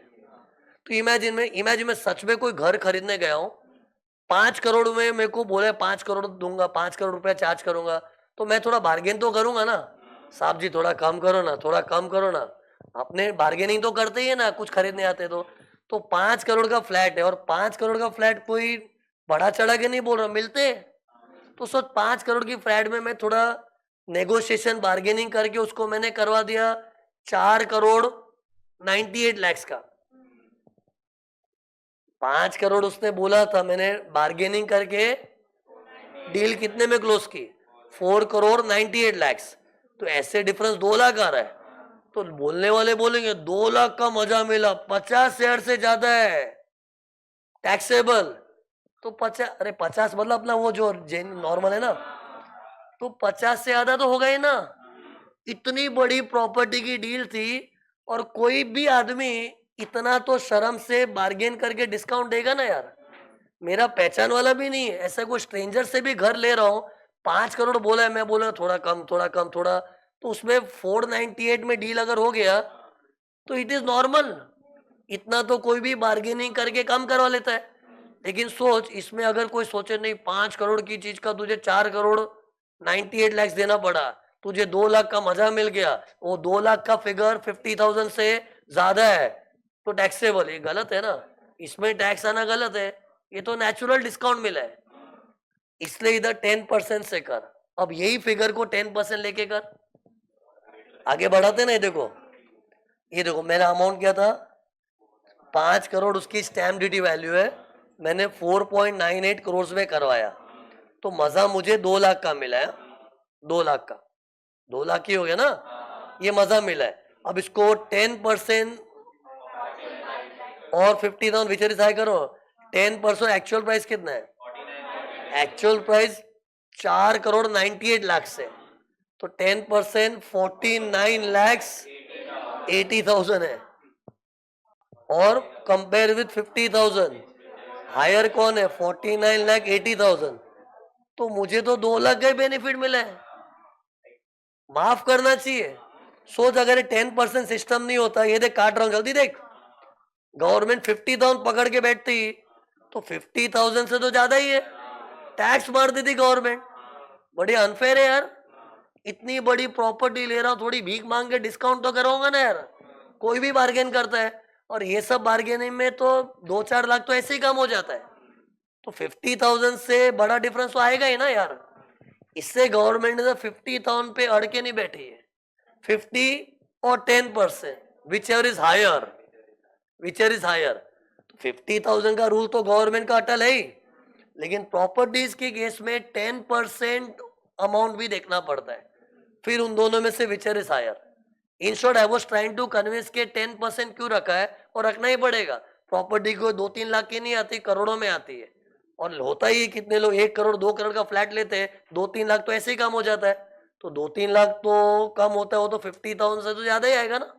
इससे 50,000 से मत देखना, किससे कंपेयर करना? आइदर 50 और 10% विच इज हायर। तो देखो, इसका मैंने फॉर्मेट ही बना दिया है, फॉर्मेट की तरह बना दिया है। मतलब फॉर्मेट ऐसा है ना, पहले स्टैम्प ड्यूटी वैल्यू लिखो, फॉर्मेट बनाया मैंने, फिर एक्चुअल प्राइस लिखो, ये दोनों सब में दिया होगा। Difference is the amount of मजा जो अपने को मिला है, बेनिफिट बोलते हैं, बेनिफिट। फिर कंपेयर विथ 10% ऑफ एक्चुअल और 50,000 whichever is higher. And फिर देखो, अगर अपने को जो मजा मिला है वो लेस देन और इक्वल टू है, ये साइन देगा क्या लिखा? लेस देन और इक्वल टू। अपना मजा इज लेस देन और इक्वल टू दैट फॉर्मूला वाला फिगर, तो एग्जाम। लेकिन अपने को जो मजा मिला है वो ग्रेटर है, तो इतना बड़ा मजा सब्जेक्ट टू सजा, मतलब इट विल बी टैक्सेबल। तो ये स्पेशल चीज, ये सी कहां से निकल के आया ना, देखो लो प्राइस, ये देखो ये इधर से आया है, इधर मगजमारी थी। सी ये सब सरल है, लफड़ा इधर होता है। और पेपर सेटर को भी है ना, ये डालने में ज्यादा ही खुजली होती है, मजा आता है उसको कि ये तो क्या बच्चा बच्चा राइट कर लेगा, ये भी सिंपल है, ये भी सिंपल है, ये भी सिंपल। इधर बच्चों को टेस्ट करने में मजा आता है। और पता है ये एग्जाम में कैसे डालते हैं? परचेस वाला सेंटेंस करके देंगे, purchase. He purchase a flat having stamp duty value of 5 crore at 4 crore 98 lakh. Sentence में परचेज वर्ड आएगा, क्योंकि सी हमने लो प्राइस मतलब प्राइस तो दिया है ना, और प्राइस देके कुछ मिला है तो परचेज है। मतलब क्वेश्चन में ऐसा गिफ्ट बोल के नहीं डालेंगे, ऐसा बोले he purchase the land having stamp duty value of 2 crore at 1 crore 50 lakh. Purchase जैसा सेंटेंस बनाएंगे। खास करके मैं इसमें और इसमें बोल रहा हूं, जब भी लो प्राइस होगा ना तो सेंटेंस में परचेज वर्ड आएगा। हाँ, नो प्राइस को परचेज नहीं बोल, फ्री में है, ये गिफ्ट की तरह ही बोलेंगे। He received a gift of land, he received a gift of gold. अरे मैं लैंग्वेज बता रहा हूं क्वेश्चन की। तो इधर तो वर्ड क्वेश्चन में गिफ्ट ही आएगा, इधर भी क्या आएगा? गिफ्ट। ये भी, क्यों गिफ्ट तो टोटल फ्री होता है तो ना। लेकिन ये दो चीज एग्जाम में कैसे आएगी? सेंटेंस में परचेज वर्ड आएगा। और कितने लोग क्या है, परचेज क्यों दिया ऐसा सोचते, बोल अरे परचेज दिया है, फिगर कंपेयर कर, कहा मार्केट में भाव है, कहा तूने कम दिया सस्ता मिला है ना, तो वो कैलकुलेशन करके देखना पड़ता है। ओके, और ये 5 चीज को कभी भी मिक्स मत करना। सी इमूवेबल प्रॉपर्टी का तो वैसे ही प्रॉपर्टी वाइज ही करते हैं, लेकिन मूवेबल प्रॉपर्टी में हम लोग सब इकट्ठा करके करते हैं ना। लेकिन जो फ्री में मिला उसका एग्रीगेशन अलग, और जो सस्ते में मिला उसका एग्रीगेशन अलग, और जो मनी के रूप में मिला वो तो और ही अलग हो जाएगा। अब सी ये नॉलेज को कैसे यूज करना चाहिए, उसके लिए सम लेना पड़ेगा। ओके, पर सी सम करने के पहले ना लेट मी टेल यू, इधर एक अच्छा पॉइंट है, लोग ये जो मूवेबल प्रॉपर्टी है ना, इसमें क्या क्या आता है? सी इमूवेबल प्रॉपर्टी में तो आ क्या जाएगा? घर, जमीन, और क्या होता है? बस ना, बंगला बोल लो, ऑफिस बोल लो, वही ना, चार दीवार छत तो जमीन। ये क्या होता है मूवेबल प्रॉपर्टी मतलब? इसमें तो कुछ भी हो सकता है, मोबाइल भी मूवेबल प्रॉपर्टी है। लेकिन सुनना अभी, हर मूवेबल प्रॉपर्टी की गिफ्ट पे टैक्स नहीं आता है। खाली चंद चीजें लॉ ने बोली है, वो अगर तुझे गिफ्ट में मिली तो टैक्सेबल। और वो चीजें कौन सी है नहीं, देखो इसका कीवर्ड है जस्वी। जस्वी दिख रहा है? जस्वी। खाली इन्हीं चीजों की गिफ्ट मिलती है तो टैक्स आता है। मतलब कोई और चीज मिली ना गिफ्ट में, टैक्स ही नहीं आता है। क्यों बताऊंगा, लेकिन पहले रूल क्या सुना? मूवेबल प्रॉपर्टी की दुनिया में बहुत कुछ हो सकता है। बहुत सारी चीज मूवेबल दिख रही है, ये कैमरा ही मूवेबल है, प्रोजेक्टर ही मूवेबल है, लेकिन सिर्फ जस्वी आइटम्स गिफ्ट में आया या सस्ते में आया तो टैक्सेबल, प्रोवाइडेड 50,000 वो, और अदर आइटम से तो नॉट टैक्सेबल। क्यों बता दो, पहले सुनो। जस्वी का फुल फॉर्म सुन लो ना, ज्वेलरी। अब एक बार ज्वेलरी बोला ना, तो उसमें नेकलेस वगैरह भी आ गए, गोल्ड आ गया, सिल्वर आ गया, बुलियन भी होता है एक। कभी ये वर्ड सुना है, बुलियन? बुलियन का मतलब रॉ गोल्ड, रॉ सिल्वर। ऐसे गोल्ड के बिस्किट होते हैं ना, अरे गोल्ड की ईट भी होती है, ईट पत्थर जैसा होता है ईट। तो जो गोल्ड या सिल्वर रॉ फॉर्म में होता है ना, उसको बुलियन बोलते हैं। लेकिन गोल्ड को कारीगरी करके उससे ऑर्नामेंट्स बना देते, गहने, तो अलग चीज हो जाता है। लेकिन ओरिजिनली तो गोल्ड रॉ ही होता है ना, तो रॉ गोल्ड को क्या बोलते हैं? बुलियन। तो सी, जे कानून में ज्वेलरी लिखा है, लेकिन इन लोग बताए ज्वेलरी में सोना चांदी, बुलियन, डायमंड्स, प्रेशियस स्टोन्स। कितने स्टोन्स भी होते हैं, डायमंड भी स्टोन होता है। ये देखो, ये डायमंड स्टोन है ना? अलग अलग हाथ में स्टोन पहनते हैं ना, emerald, blue sapphire, this precious stones are also jewellery. So jewellery मतलब ये मत सोचो गहने, वो बहुत लिमिटेड नॉलेज हो जाएगा। ज्वेलरी बहुत बड़ी दुनिया है। गहने तो आ गए, सोना चांदी, diamond, precious stones, precious metals, platinum, it can be Boolean, ये सब एक भाई भाई लोग हैं। तो क्या ये गिफ्ट में मिला तो टैक्स आएगा? और क्या था देखो, ए आर्टिस्टिक वर्क, कोई बहुत बड़ी पेंटिंग है, ड्राइंग है, किसी ने मूर्ति बनाई है, स्कल्पचर सुना है? स्कल्पचर, द वर्ड स्कल्पचर मतलब कोई मूर्ति बनाई है, तो स्कल्पचर हो गया, ड्राइंग्स, पेंटिंग्स, इसको बोलते हैं आर्टिस्टिक वर्क। फिर एक और ए है, दो ए है ना, आर्कियोलॉजिकल कलेक्शन। ये क्या होता है? ये देखो दिखने में ऐसा दिखता है, स्पेलिंग देखो, बड़ी स्पेलिंग है, एक से, सॉरी यार, सी भूल गया था। आर्कियोलॉजिकल, आर्कियोलॉजिकल, वापस सी भूल गया। आर्कियोलॉजिकल कलेक्शंस क्या होता है?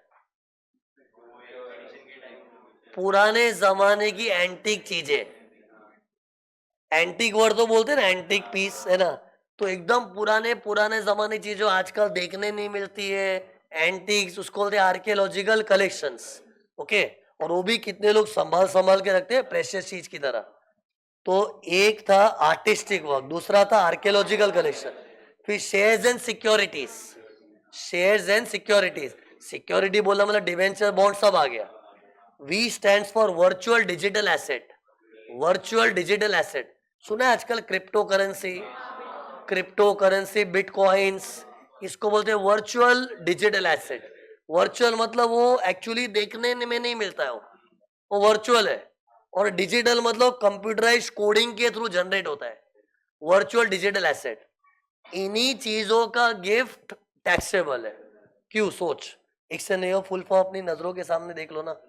क्या कहता? Jewellery, artistic work, archaeological collection मतलब वो antique pieces, shares and security, virtual digital assets मतलब वही क्रिप्टो करेंसी, बिटकॉइंस वगैरह वो। तो टेल मी, इसके अलावा और कुछ मिला तो टैक्स ही नहीं है। तो सी, एक्चुअली है ना, यही चीज एकदम प्रेशियस होती है। बाकी सब तो क्या घिस जाती है यार, मोबाइल क्या है, रगड़ जाएगा यूज कर करके। ये सब क्या वैल्यूएबल चीजें होती है, और किसी को कोई इतनी वैल्यूएबल चीज मिली है ना, तो गवर्नमेंट टैक्स टैक्स मारने से पीछे नहीं हटेगी। सी एक्चुअली मूवेबल प्रॉपर्टी में ना कुछ हद तक लगता है शायद गिफ्ट मिला भी होगा। जैसे मोबाइल है, मोबाइल गिफ्ट देते हैं यार, भले आईफोन 1 लाख का होगा, लेकिन देने वाले देते हैं यार, एक बार जेन्यून भी लगता है। इधर गवर्नमेंट 50,000 पकड़ के नहीं डालेगी, ये रोकड़ा कोई दे दिया ना 50,000 से ज्यादा, कौन देता है, हजम ही नहीं होता है वो। लेकिन अगर वो बोलो मेरे को ये टाइम बर्थडे में आईफोन मिला है, एक बार नॉर्मल भी लगता है। मुझे बर्थडे में एक बार माइक्रोवेव ओवन मिला है ना, घर के लिए एसी मिल गया, ये गिफ्टेबल आइटम्स है। बट अगर कोई बोले मुझे गोल्ड मिल गया, ये ज्यादा हो रहा है, ये भारी चीज है सब। तो इन शॉर्ट गवर्नमेंट का क्या कहना है, जो साधारण मूवेबल चीजें होती है ना, मोबाइल हो गया, घर में टीवी है, एक माइक्रोवेव है ना, घर में डाइनिंग टेबल सोफा दे दिया, तो these are gifting items also. तो वो क्या गवर्नमेंट एक बार जेन्युइन मान भी लेवे। सी गवर्नमेंट को भी थोड़ा डर लगता है, ये गिफ्ट एक्चुअली इनकम ही नहीं है, फिर भी गवर्नमेंट चीटर लोग को चमाट मारने के लिए टैक्स मार रही है, तो उन लोग भी क्या थोड़ा डर डर के टैक्स मारते हैं। सी अगर कोई हक से इनकम आइटम है ना, तो गवर्नमेंट भी बेझिझक टैक्स मारे। इधर गवर्नमेंट का भी दिल जानता है यार गिफ्ट एक्चुअली तो इनकम होती ही नहीं है यार, फिर भी लोग जोलजाल करते हैं, उसके लिए टैक्स मारा है। लेकिन हर चीज को टैक्सेबल नहीं कर सकते यार, खास करके मूवेबल प्रॉपर्टी में सिलेक्टिव रखा है। सी इमूवेबल प्रॉपर्टी तो बहुत प्रेशियस होती है। कोई बोले मेरे को इस बार बर्थडे में फ्लैट मिल गया, ये ज्यादा हो गया। इमूवेबल प्रॉपर्टी तो गिफ्ट में मिलना मतलब खत्म, टैक्सेबल। मूवेबल चीज में क्या, डाइनिंग टेबल सोफा मिल गया, फोन मिल गया, तो ठीक है वो तो मिलता है यार, हर कोई किसी को देता है, it's not a big deal. तो कंक्लूजन क्या सुनो, मनी तो ऑलवेज टैक्सेबल, मूवेबल प्रॉपर्टी में जस्वी है तो ही आएगा, और कुछ है तो टैक्स ही नहीं आता है। मिला है तेरे को गिफ्ट, मजा कर ले, टैक्स ही नहीं आएगा। क्वेश्चन में देते ही received iPhone as a gift, उसका मार्केट वैल्यू दे देंगे 1,10,000, टैक्स फ्री, क्योंकि आईफोन जस्वी में नहीं है ना। और वही आईफोन की जगह गोल्ड बोल दिया, सिल्वर बोल दिया, है ना, तो 50,000 देख के चेक करना पड़ेगा। और इधर तो सब है, इमूवेबल प्रॉपर्टी में तो सब होता ही क्या है, घर और जमीन वगैरह, है ना। एक और चीज फिर इसका सम लेता हूं मैं, ये देखो, लुक हियर, अगर अपने को जो प्रॉपर्टी रिसीव हुई है, चाहे वो मूवेबल हो कि इमूवेबल, अगर वो मेरे लिए स्टॉक इन ट्रेड है तो टैक्स ही नहीं आएगा। सी यूजुअली जस्वी आइटम गिफ्ट में मिलता है तो टैक्स आता है, और इमूवेबल प्रॉपर्टी मिलता है तो टैक्स आता है ना। लेकिन अगर मैं कहूं वो चीज मेरे लिए स्टॉक इन ट्रेड है, तो टैक्स नहीं आएगा। रुको, अभी पहले बताना पड़ेगा बच्चों को ये स्टॉक इन ट्रेड क्या होता है। स्टॉक इन ट्रेड का मतलब क्या है, फिर मैं कन्विंस करूंगा कि नॉट टैक्सेबल क्यों। बट बाय द वे ये एक्सेप्शन किसके लिए सुनो, चाहे जस्वी आइटम हो कि इमूवेबल हो, अगर कोई कह देवे ना ये वस्तु मेरे लिए स्टॉक है, स्टॉक इन ट्रेड, तो चाहे फ्री में भी आ गया हो ना, सस्ते में भी आ गया हो ना, टैक्स ही नहीं आएगा। तो पहले स्टॉक इन ट्रेड मतलब क्या, हर वो चीज जिसका हम लोग धंधा कर रहे हैं, जो चीज हम बेचने का धंधा करते हैं उसको स्टॉक, स्टॉक मतलब गुड्स, ट्रेड मतलब वो मेरा धंधा है। तो फॉर एग्जाम्पल मान लो मेरा है ना ज्वेलरी का शॉप है, मेरी दुकान ही है प्राइम ज्वेल्स, दुकान का नाम रखा है सही, प्राइम विजन के लिए प्राइम ज्वेल्स, और ज्वेलरी का मेरा धंधा है, तो for me jewellery stock in trade. अब है ना मुझे कोई गोल्ड है ना फ्री में दे दिया या सस्ते में दे दिया, और 50,000 से भी ज्यादा है बोल, टैक्स ही नहीं आएगा। लॉजिक क्या है बताओ इसका।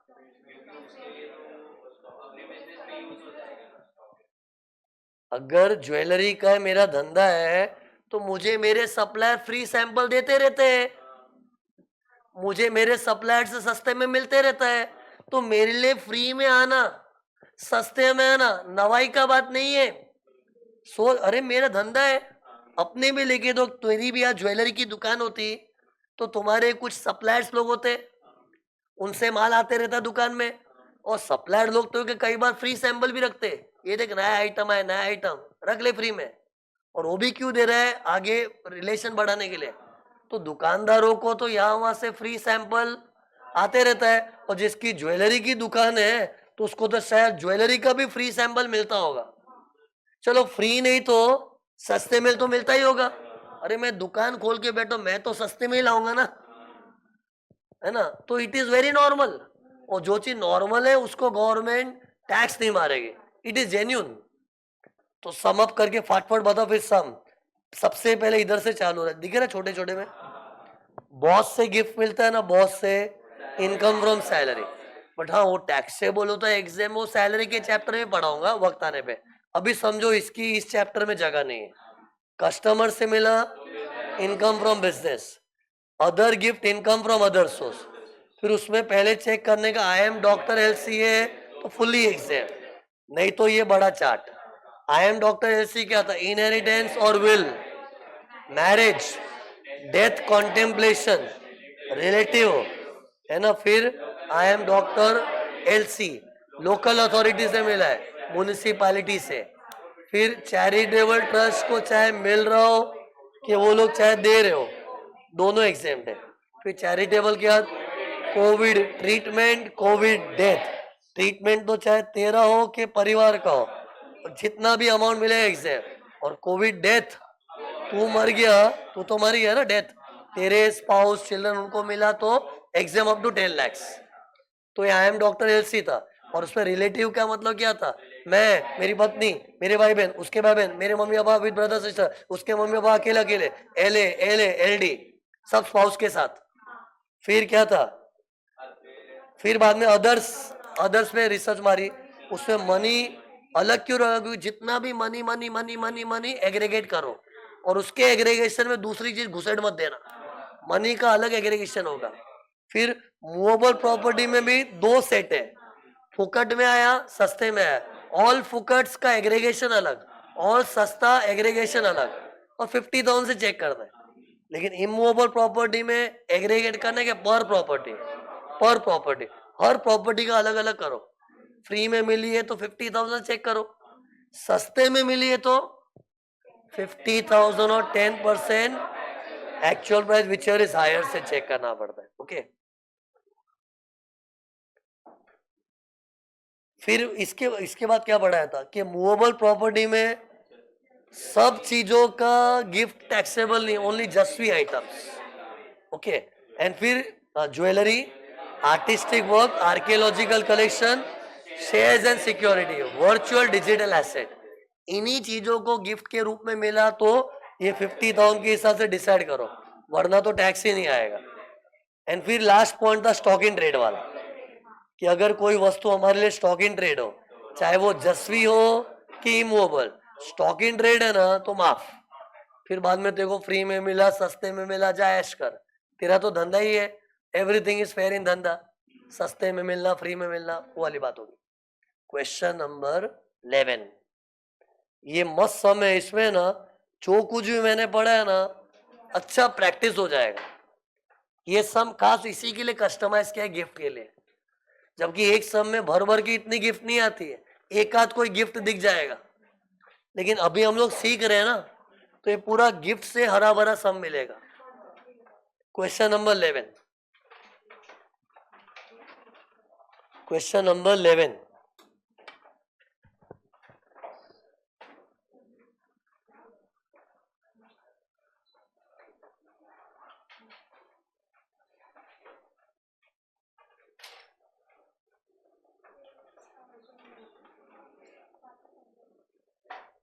सो now we will do one thing, look, हम लोग ये स्टेटमेंट बना के रेडी रखते हैं, फिर एक एक पॉइंट पढ़ पढ़ के उसका इफेक्ट सोच सोच के देते आएंगे। और ये क्वेश्चन में ना पूरा रामू फकीर का नॉलेज काम नहीं है, खाली गिफ्ट वाला काम आने वाला। तो स्टेटमेंट बना के रेडी रखो। ये देखिए मेरा तो स्टेटमेंट रेडी है। क्वेश्चन नंबर 11,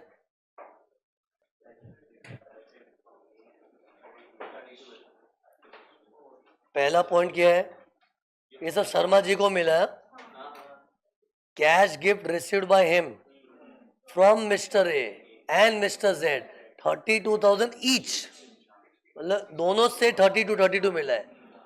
अब सी गलती क्या होगी, अपने क्या सोचेंगे एग्रीगेट करना है एग्रीगेट, लेकिन एग्रीगेट ये पॉइंट में क्यों, नीचे भी तो कुछ आ सकता है ना, तो ऐसे में पूरा सम देखना पड़ता है ना।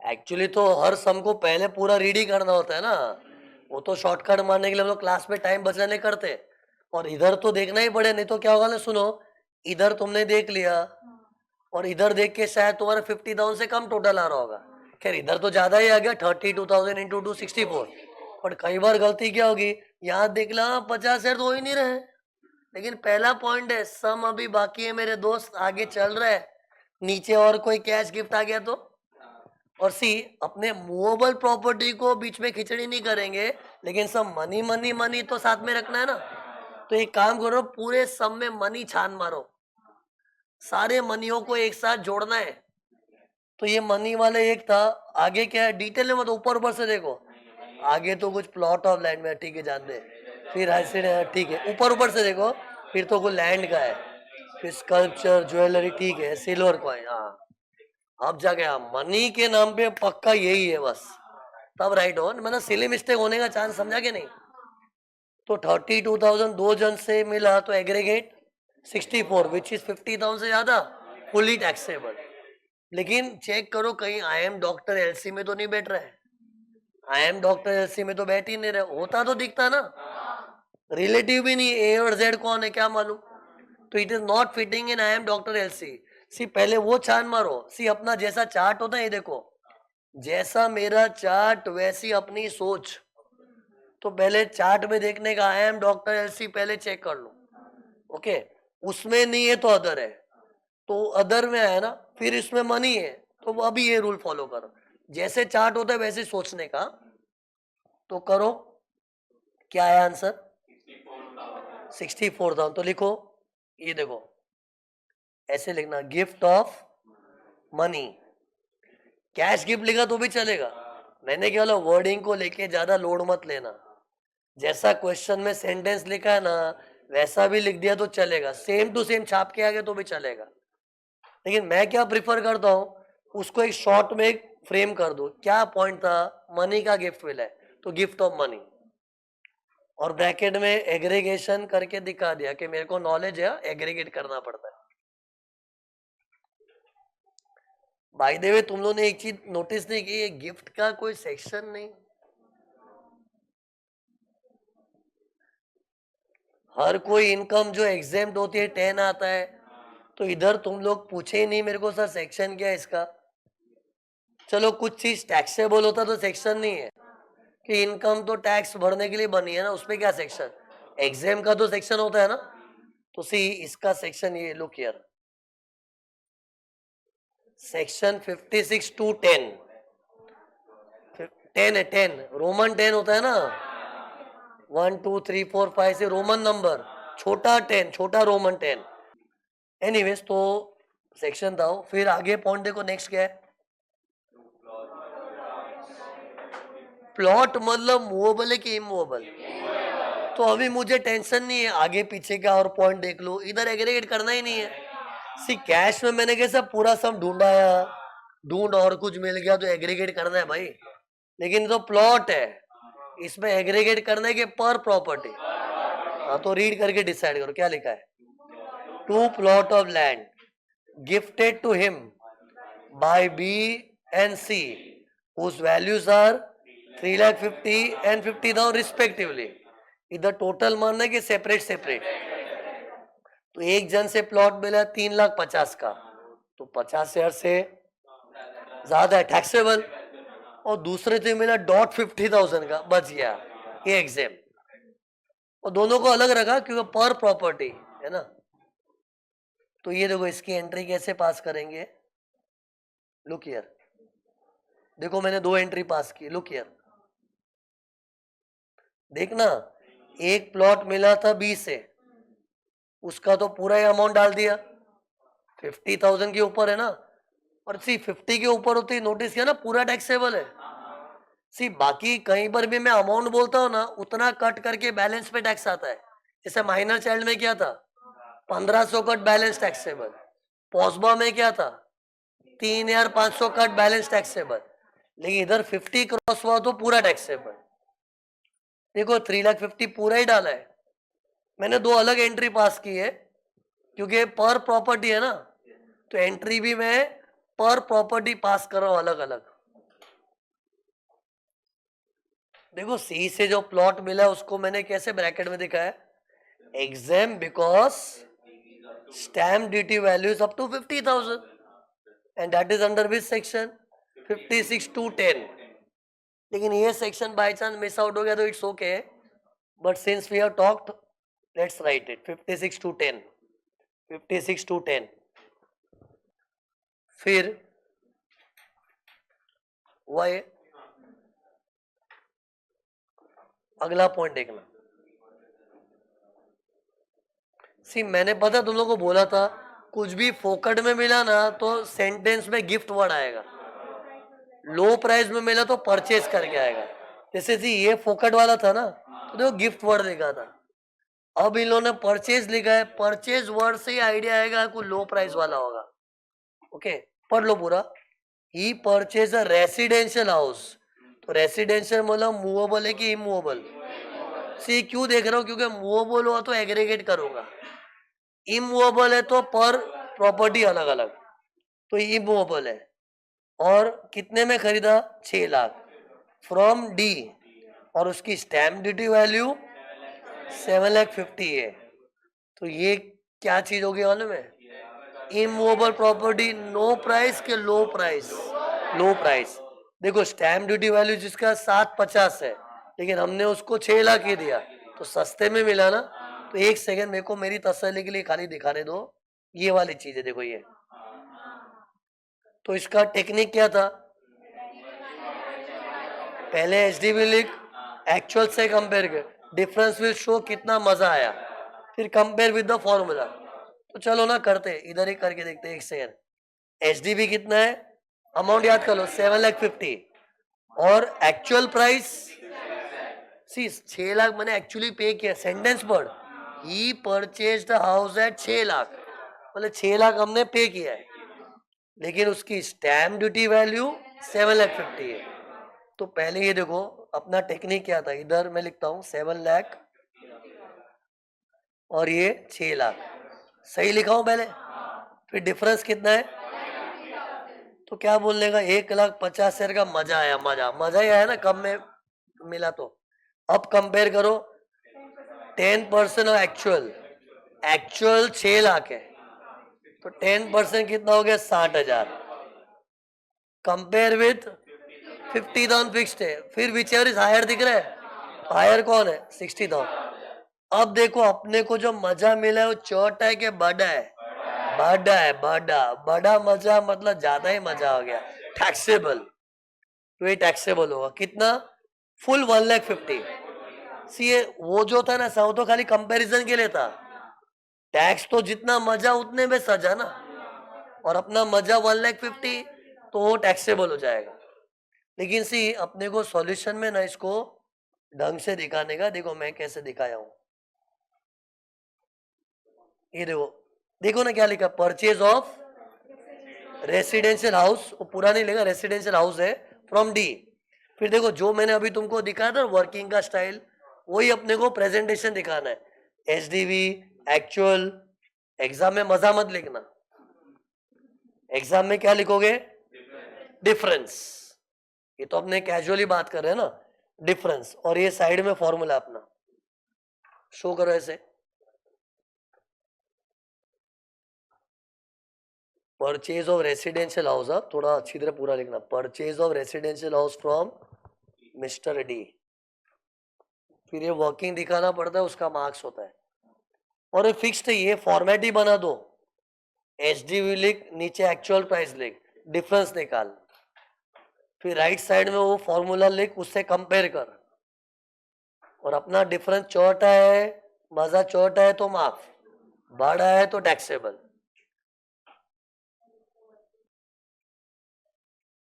ये हो गया ना। फिर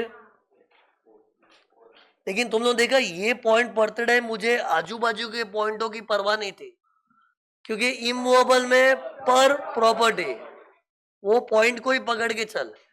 बाकी मनी होता है, मूवेबल होता है, तो अपने क्या सब एक साथ इकट्ठा कर देना, एग्रीगेट। अगला पॉइंट देखो, ही परचेज लैंड, वापस इमूवेबल प्रॉपर्टी है, तो एग्रीगेट करना है कि पर प्रॉपर्टी। और परचेज पढ़ते समझ जाओ, जरूरी है नो प्राइस नहीं, लो प्राइस वाला होगा। देख ले क्या है, अब ये ट्राई करो, चलो साथ में करते हैं। मैं ये कितना है, 9 लाख में खरीदा है ना, स्टैम्प ड्यूटी वैल्यू 9,45,000।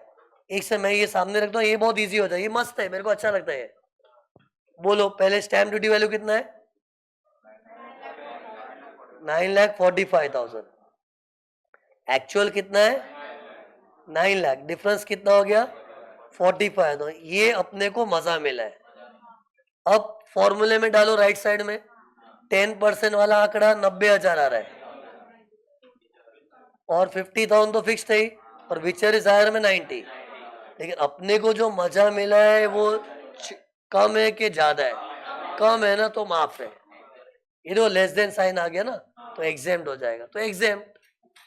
और एग्जाम में तो अमाउंट के डैश डैश, लेकिन वर्किंग दिखानी पड़ेगी।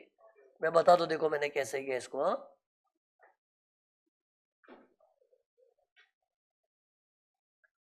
पूरी वर्किंग दिखाई है, मेहनत की है, लेकिन फायदा नहीं, अमाउंट कॉलम में डैश, क्योंकि जो मजा आया वो छोटा था। Means if you want you can write कि दिस इज एज पर 56/10, और घड़ी घड़ी लिखना पड़ रहा है तो नीचे लास्ट में लिख सकते हैं कि all the above provisions are contained in section 56/10। क्योंकि क्या कभी कभी एग्जाम में सेक्शन याद आ जाता, लिखने का मन होता लिख देना 56/10। इस समय क्या सब वैरायटी कवर होगी गिफ्ट की। हाँ? फिर हो गया ना, हुआ सब लोग का। अब देखना, अ स्कल्पचर, स्कल्पचर मतलब मूर्ति होती है, मूर्ति बनाते हैं ना, वो आर्ट है, आर्टिस्टिक वर्क। जसवी में आता है। हाँ? जसवी में ज्वेलरी था, artistic work, archaeological collection, shares and security, virtual digital asset. तो ये स्कल्पचर है, ज्वेलरी है, मतलब इमूवेबल है कि मूवेबल। और मूवेबल प्रॉपर्टी में पर प्रॉपर्टी करना है कि एग्रीगेट। और एग्रीगेशन में भी बी केयरफुल। हाँ, फोकट में जो मिला उसका एग्रीगेशन अलग, और सस्ते में जो मिला उसका एग्रीगेशन अलग, तो वो मिक्स नहीं होना चाहिए। हाँ? तो वो देख लो ये कैसे मिला अपने को, पढ़ो, स्कल्पचर ज्वेलरी 50,000 35,000 और गिफ्टेड मतलब फ्री में मिला है, तो ये नो प्राइस वाला है। लेकिन और भी अगले पॉइंटों में हो सकता है, पता चला सब में और 6-7 पॉइंट है, तो ढूंढ लो कि जितने भी मूवेबल प्रॉपर्टी फोकट फोकट फोकट फोकट सब टोटल। तो और भी देख लो, जैसे ये मिल गया ना, अगला पॉइंट भी देख ले, अगले में परचेज का सेंटेंस लिखा, मतलब सस्ते वाला होगा, एंड फोकट वाला एंड सस्ते वाले का एग्रीगेशन नहीं होता। ओके, तो फिर इसका अपने पॉइंट से ताल्लुक नहीं बैठ रहा है, तो ये इसको अलग से डील करो। और क्या करूंगा, अलग अलग देखो कि एग्रीगेट करो, एग्रीगेट क्या है, 50 और 35 85, विच is more than 50, fully taxable, fully taxable. ये देखो, देखिए मैंने एग्रीगेशन करके दिया है। सी, आने वाले पॉइंट्स में भी और ऐसा मिल सकता था कि फ्री में नेकलेस मिल गया, फ्री में बिटकॉइन मिल गया, क्रिप्टो करेंसी मिल गया, सब इकट्ठा करने का। लेकिन मैं ढूंढा, मेरे को इस कल्चर और ज्वेलरी मिला। अगले पॉइंट में फोकट नहीं है, सस्ते में कुछ आ रहा है।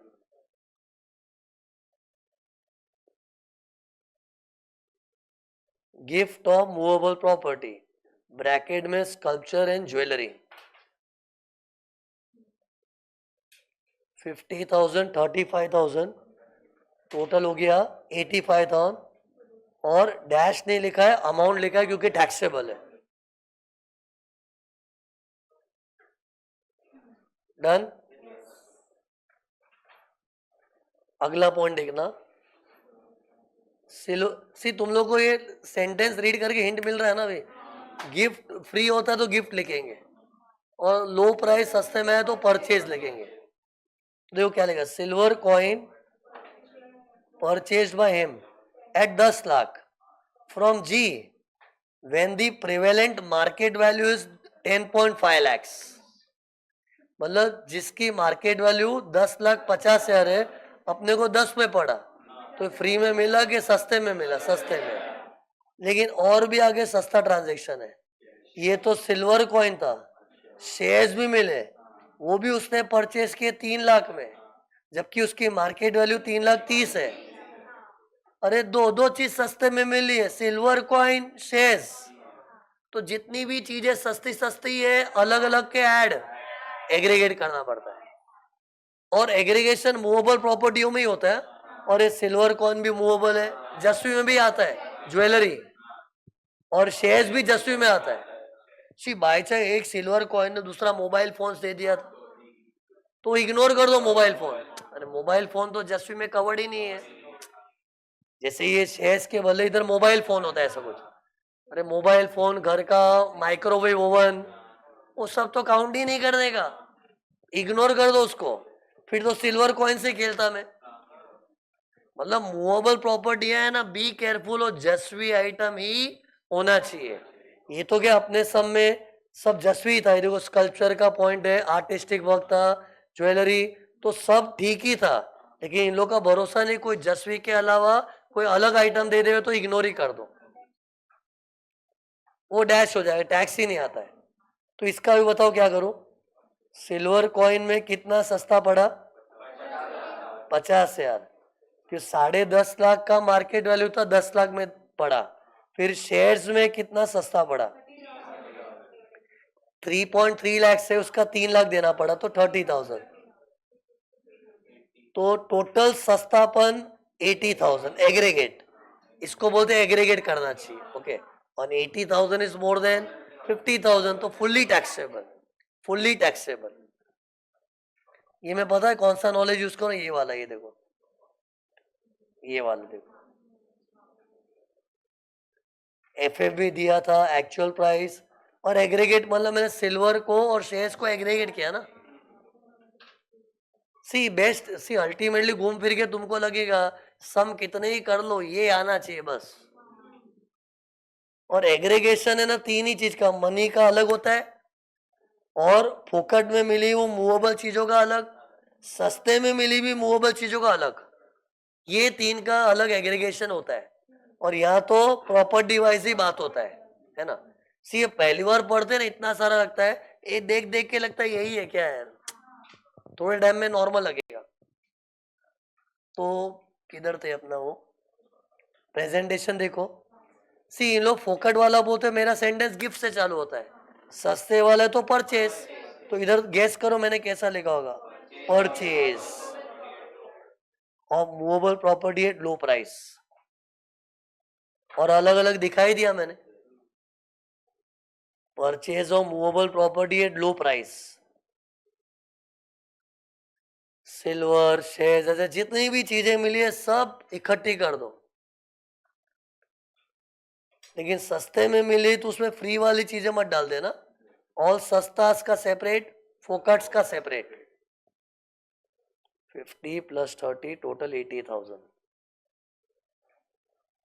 फिर आउटर कॉलम का टोटल करो, टोटल कितना आ गया? 7,29,000। 7,29,000 क्या लिखेंगे? Taxable इफॉस, taxable इफॉस। सी एक सम में लोग इतने सारे गिफ्ट ट्रांजेक्शन ही डालते हैं, ये तो खाली प्रैक्टिस करने के लिए, और ये कर लिया ना, मतलब इससे ज्यादा और कुछ वेराइटी नहीं आएगी।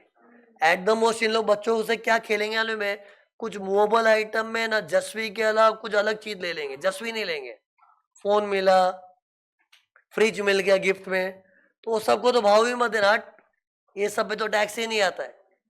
स्टेटमेंट में नहीं लिखा तो भी चलेगा, लिख दिया तो डैश कर देना, ओके। नॉन जस्वी आइटम का बोल रहा हूं। अब सी एक और सम मैंने कर लिया ना, तो गिफ्ट में और अच्छा हो जाएगा। एक और गिफ्ट डेडिकेटेड क्वेश्चन है, ये देखो, ये वाला छोटा सा क्वेश्चन 10। ये दो सम में ना मैंने आज जो भी पढ़ा है ना पूरा कवरेज हो जाता है। क्वेश्चन 10, एक काम करो, स्टेटमेंट बना के रेडी रखो, डिस्कस करके साथ साथ लिखते भी जाएंगे। एक से ये सम में लास्ट में पढ़ो ना, लास्ट टाइम पढ़ो ना प्लीज। क्या पूछा है? टैक्सेबल इनकम फ्रॉम, वो तो पूछते ही है। फिर क्या लिखा है? फॉर असेसमेंट ईयर 25-26, ये सही लिखा है। मैंने क्या बताया था बताओ? अपने ईयर के बारे में क्या बताया था बताओ?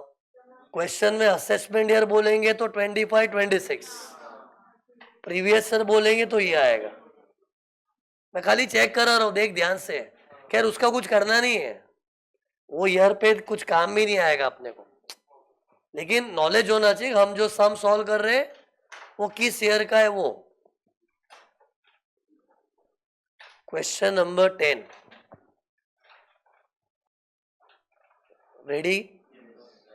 ये देखो सम सामने, पहली लाइन पढ़ना ध्यान से। इधर पहली लाइन में कुछ है, मिस्टर मंसूर और डीलर इन shares received following without consideration. Without consideration मतलब पैसा नहीं देना पड़ा, फ्री में मिला, फोकट। सी नो प्राइस मतलब विदाउट कंसिडरेशन, और लो प्राइस को क्या बोलते हैं? इनएडिक्वेट कंसिडरेशन। सी ये लैंग्वेज रखना, क्योंकि ये लोग कई बार हाई फाई लैंग्वेज लिखते पेपर में। आई रिपीट, मैं जो पढ़ा था तो नो प्राइस, फोकट, उसको क्या बोलते हैं? Without consideration. और जो सस्ते में मिला, लो प्राइस, उसको बोलते हैं इनएडिक्वेट कंसिडरेशन। मतलब ये वर्ड भी आने चाहिए, नहीं तो पता ना पेपर पढ़ के समझ ही नहीं रहा क्या बोल रहे हो। तो ये तो विदाउट कंसिडरेशन मतलब नो प्राइस, फोकट है। तो ये देखो क्या था, यू राइट समवेयर, लिख दो, ये टॉप में कहीं पे पेंसिल से लिख दो ना, विदाउट, नो प्राइस के वहां पे लिख दो विदाउट कंसिडरेशन। नो प्राइस यानी कि हिंदी में फोकट, उसका क्या वर्ड आता है? Without consideration. मीन्स हमने कुछ कंसिडरेशन दी नहीं है, वही मिल गया फ्री में। फिर और क्या बोला था लो प्राइस के लिए? ये देखो ये वर्ड है, देखो स्पेलिंग आती है ना, इन एडिक्वेट, इन एडिक्वेट कंसिडरेशन। मतलब हमने कीमत चुकाई लेकिन ठीक नहीं, प्रॉपर नहीं चुकाई, थोड़ी कम चुकाई, इन एडिक्वेट। ये वर्ड इन लोग लो प्राइस के लिए लिखते हैं। ओके, इस बंदे को तो सब फोकट ही फोकट मिला है, ये तीनों पॉइंट फोकट है। पढ़ो, पहले तो प्लॉट फोकट में मिला है। अब प्लॉट मूवेबल है कि इमूवेबल? तो इसमें मुझे ये चिंता करनी कि आगे और भी देख लो, और भी एग्रीगेट करना ही नहीं पर प्रॉपर्टी। और ये तो 10% का टेंशन भी नहीं है, और 10% का बोलता लो प्राइस वाले, ये तो फोकट है। सीधा 50,000 से कंपेयर कर, कितने का प्लॉट है? तुम लोग नोटिस करो, इमूवेबल प्रॉपर्टी में एफएमवी नहीं देते, एसडीवी देते। फुल फॉर्म क्या होता है? Stamp duty value. और ये 50,000 से ज्यादा है तो टैक्सेबल। तो बस ये पॉइंट इंडिपेंडेंट है, एंट्री डाल दो इसकी। कैसे लिखोगे? गिफ्ट करके लिखना। सी सस्ते में मिलेगा तो सेंटेंस परचेज से फ्रेम करना, फोकट में मिलेगा तो गिफ्ट लिख दो। क्या लिखो? Gift of plot from friend. बाकी वर्डिंग का इतना लोड मत लो। ये देख, देख मैंने कैसे लिखा है, gift of plot of land, पूरा ही 8 लाख आउटर कॉलम में आ गया। फिर आगे वाला ट्राई करो, कैश गिफ्ट मतलब मनी मिला है on his anniversary from his friend Jason. सी मनी मिलता है तो एग्रीगेशन करना पड़ता है, तो मैं कल ये पॉइंट देख के रुक नहीं जाऊंगा और ढूंढूंगा आगे, क्योंकि सी पूरा सम एक आदमी का है ना, तो एक आदमी को पूरे सम में कोने कोपचे में जितना भी मनी मनी मनी मनी मिला ऐड करना है। तो इधर 80,000 है, और कुछ है क्या? नहीं, क्योंकि अगला पॉइंट देखोगे तो कोई बुलियन का है, पैसा तो नहीं है, फिर कुछ शेयर्स का है। तो पैसे में तो एक ही पॉइंट है ना, तो बस यही एग्रीगेट हो गया। और वो 80, 50 से ज्यादा टैक्सेबल, ये एनिवर्सरी पे मिला है तो मिलने दो ना, शादी में मिला है तो एग्जेम्प्ट है, एनिवर्सरी वाला नहीं।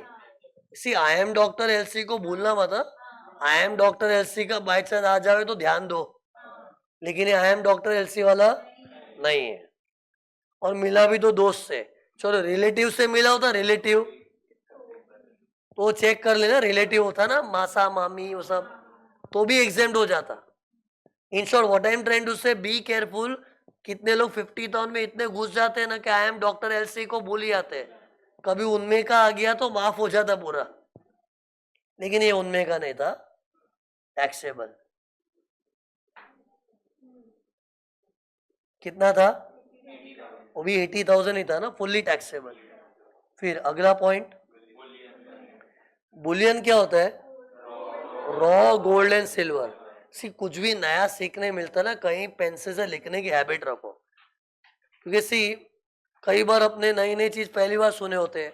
हाँ, कोई कोई लोगों ने सुना होता है, सबका अलग होता है ना, तो अपने आप को खुद को समझ के अपने लिए नोट्स बना। तो Boolean is a raw gold और रॉ सिल्वर, तो ये मूवेबल प्रॉपर्टी है, और मूवेबल प्रॉपर्टी मतलब एग्रीगेट करना पड़ेगा, है ना। तो देखते हैं और कुछ है क्या मूवेबल में? शेयर्स है ना, लेकिन ये परचेज लिखा है मतलब सस्ते वाला है, और ये बुलियन फोकट वाला है। मेरे को कैसे वाला फोकट वाला? अरे तीनों पॉइंट के लिए ऊपर क्या लिखा था? तीनों पॉइंट के लिए कॉमन में लिखा था विदाउट कंसिडरेशन, और मैंने कहा था जो फोकट वाली चीजें है और सस्ते में मिली हुई चीजों का एग्रीगेट मत करो, अलग रखो। तो फोकट में तो एक बुलियन ही मिला है ना, और उसकी वैल्यू कितनी है? 75,000, which is more than 50। But check करो, आई एम डॉक्टर एलसी, मेरा एक्सपीरियंस बता, लोग 50,000 में इतने खो जाते हैं ना कि आई एम डॉक्टर वो एलसी में फिट होता है, स्ट्राइक ही नहीं होता है। और ये वैसा ही है। किससे मिला है? ब्रदर इन लॉ, जिसको हिंदी में बोलते मेरा साला। मेरा साला बताओ किधर है? देखना है मेरा साला किधर है? मेरा साला ये देखो, इधर बैठा है झाड़ में, इधर बैठा, देखा? ये मैं हूं। मेरे को वो दिया, क्या दिया? बुलियन। तो माफ है, रिलेटिव है, एग्जाम। और कोई बोले सर 50,000 से आ रहे, तो आई एम डॉक्टर में नहीं होता है, आई एम डॉक्टर एलसी तो पूरा ही माफ है। उसमें फिट नहीं हुआ तो फिर देखते हैं मनी, मूवेबल, इमूवेबल, 50,000 वो सब तो एग्जाम्ड है। प्रेजेंटेशन ये देख, सॉल्यूशन में कैसे दिखाएंगे?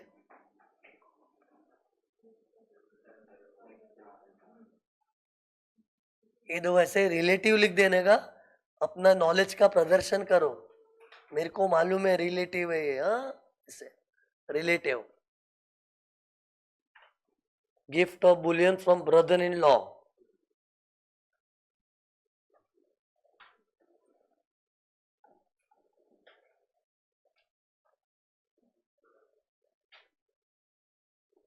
गिफ्ट में सिस्टम ही बताना, पहले I am doctor LC check कर लो, नहीं हुआ तो फिर अदर्स, फिर उसमें मनी का एग्रीगेशन अलग, मूवेबल फोकट है तो अलग, सस्ता है तो अलग, इमूवेबल प्रॉपर्टी का प्रॉपर्टी वाइज। फिर अगला पॉइंट देखते हैं, ऑन 23 जून 24, देख रहे हो अपना साल है, इन लोग जब सम बनाएंगे ना सारे ट्रांजेक्शन 24-25 में होंगे, अपना ईयर फिक्स्ड होता है एग्जाम में, 1 अप्रैल 24 से 31 मार्च 25, और ये उसी बीच का है। खैर कुछ करना नहीं है, बट बता रहा हूं अपने हर सम उसी ईयर के अंदर के बनेंगे। क्या लिखा? Mansoor purchase 5,000 shares of orange limited at 500 per share, जबकि उसका एफएमबी 800 है, सस्ते में मिला यार, मार्केट वैल्यू 800, देना पड़ा 500, सस्तापन कितना है? 300, 300 पर शेयर, ऐसे कितने शेयर है?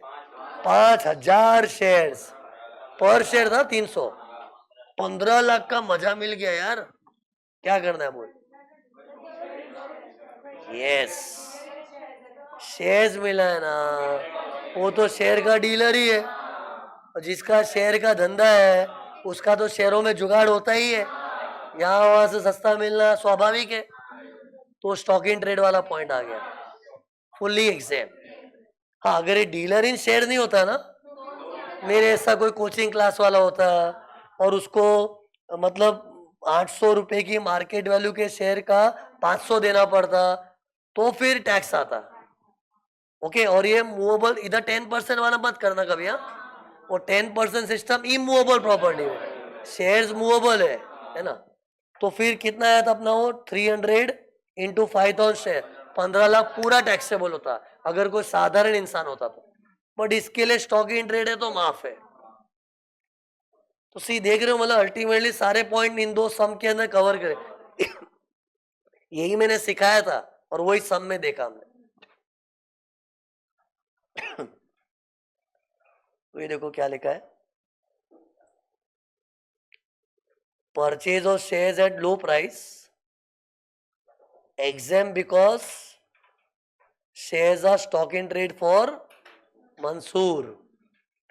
फर्स्ट लाइन में डीलर लिखा था, डीलर डीलर ट्रेडर एक ही बात है।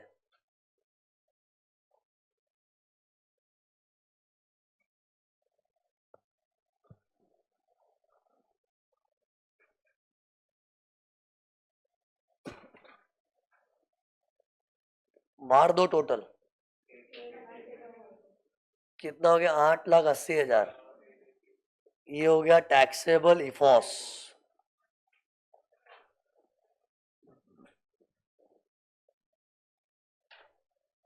तुम लोग लिखो, मैंने नहीं लिखा है इधर। तुम लोग लिख दो, मैंने नहीं लिखा है, मैं सर हूं।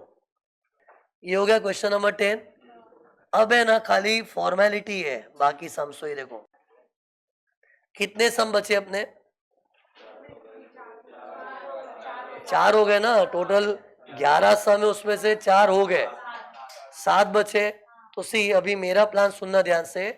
अभी जो 7 सम बचे ना, वो पहले तुम लोग कोशिश करोगे और मैं डिस्कशन भी बकायदा करूंगा क्लास में, एक एक सम डिटेल में डिस्कस करूंगा। But first you try, because there is nothing new in the sum now, nothing, every concept is covered. और लकीली क्या है, ये बैच में थोड़ा गिफ्ट का थियरी, मतलब ये चैप्टर का थियरी जल्दी खत्म हो गया, क्योंकि सी जस्ट फॉर योर नॉलेज बता रहा हूं। एक चीज थी ये, एक कुछ था इधर जो पिछले बैच में पढ़ाना पड़ता था, ऐसा दिख रहा है कुछ, समझने मत जाओ, ये रिसेंट बजट में कैंसिल हो गया है। There was on section 56 two 7B, वो मुझे पिछले बैच तक पढ़ाना पड़ता था, तो उसका अलग टाइम जाता था। लेकिन लकीली इस बजट में ये सेक्शन निकाल दिया है। अब वो क्या चीज है, क्यों निकाला बताने के लिए क्या चीजें बताना पड़ेगा ना, और क्या चीज बढ़ाने में टाइम वेस्ट क्यों करेंगे, जबकि वो काम का ही नहीं है। अब सुनो एक और चीज, स्टडी मटेरियल तुम लोग खोलोगे ना इनकम फ्रॉम अदर सोर्स का, उसमें यहाँ वहाँ की दुनिया भर की एक्स्ट्रा बातें भी की है। सी स्टडी मटेरियल बहुत रॉ होता है, इन लोग को क्या है, सब कुछ डाल देते हैं। जितना मेहनत मैं करता हूँ ना ऑर्गेनाइज करने में, इसको सिंपल बनाने के लिए, उतना वो लोग नहीं करते। उनको तो क्या, बच्चों को सोर्स प्रोवाइड करना है। तो तुम लोग यही चीज है ना स्टडी मटेरियल में कंपेयर करोगे, अरे इसमें तो क्या क्या दे दिया, क्या क्या दे दिया है। और जो भी एक्स्ट्रा दिया है ना, आधी चीज तो कोई दूसरे चैप्टर में आने वाली है, ठीक, उन लोग ने उधर ही घुसेड़ दिया है। और कुछ चीजें काम की नहीं है, वो तुम लोग नहीं समझ पाओगे। लेकिन ये बोल भी क्यों रहा हूं, क्योंकि तुम लोग को लगेगा यार ये तो स्टडी मटेरियल में कुछ और है, कुछ और है। सी मैं स्टडी मटेरियल वगैरह सब माइंड में लेके सम्स वगैरह करवाता हूं, और अगर कुछ नहीं लिया है तो या तो वो काम का नहीं है, या फिर वो बाद में आने वाला है। जैसे एग्जाम्पल के तौर पे there is a concept of deemed dividend, there is a concept of deemed dividend. वो डीम्ड डिविडेंड का कॉन्सेप्ट है ना, वो इनकम फ्रॉम अदर सोर्स का ही है। लेकिन बच्चों को इस वक्त पढ़ाना सही नहीं है, बहुत हैवी हो जाता है। इसलिए मैं डीम्ड डिविडेंड को अलग टॉपिक की तरह ही लेने वाला हूँ। तो मतलब कहने का मतलब स्टडी मटेरियल में कुछ अलग अलग दिखा ना, तो कुछ चीज तो बाद में आने वाली है और कुछ चीज काम की नहीं है। एज ऑफ नाउ इतना ही इंपॉर्टेंट है। अब तुम लोग को जो मैं सम दूंगा ना, 7 क्वेश्चन बचे हुए, जो भी बचे कुछ क्वेश्चन होमवर्क है वो सॉल्व कर ना, उसका डिस्कशन हो जाए, that will cover up the topic. Okay, तो होमवर्क करना है तुमको। हाँ, कल ही दिखाना है 7 सम है, ऐसे मतलब 7 सम कल का कल कैसे दिखाएंगे, हो जाएगा, फटफट हो जाएगा। आज घर पे आके कर ले रात को, नाइट मारना और क्या।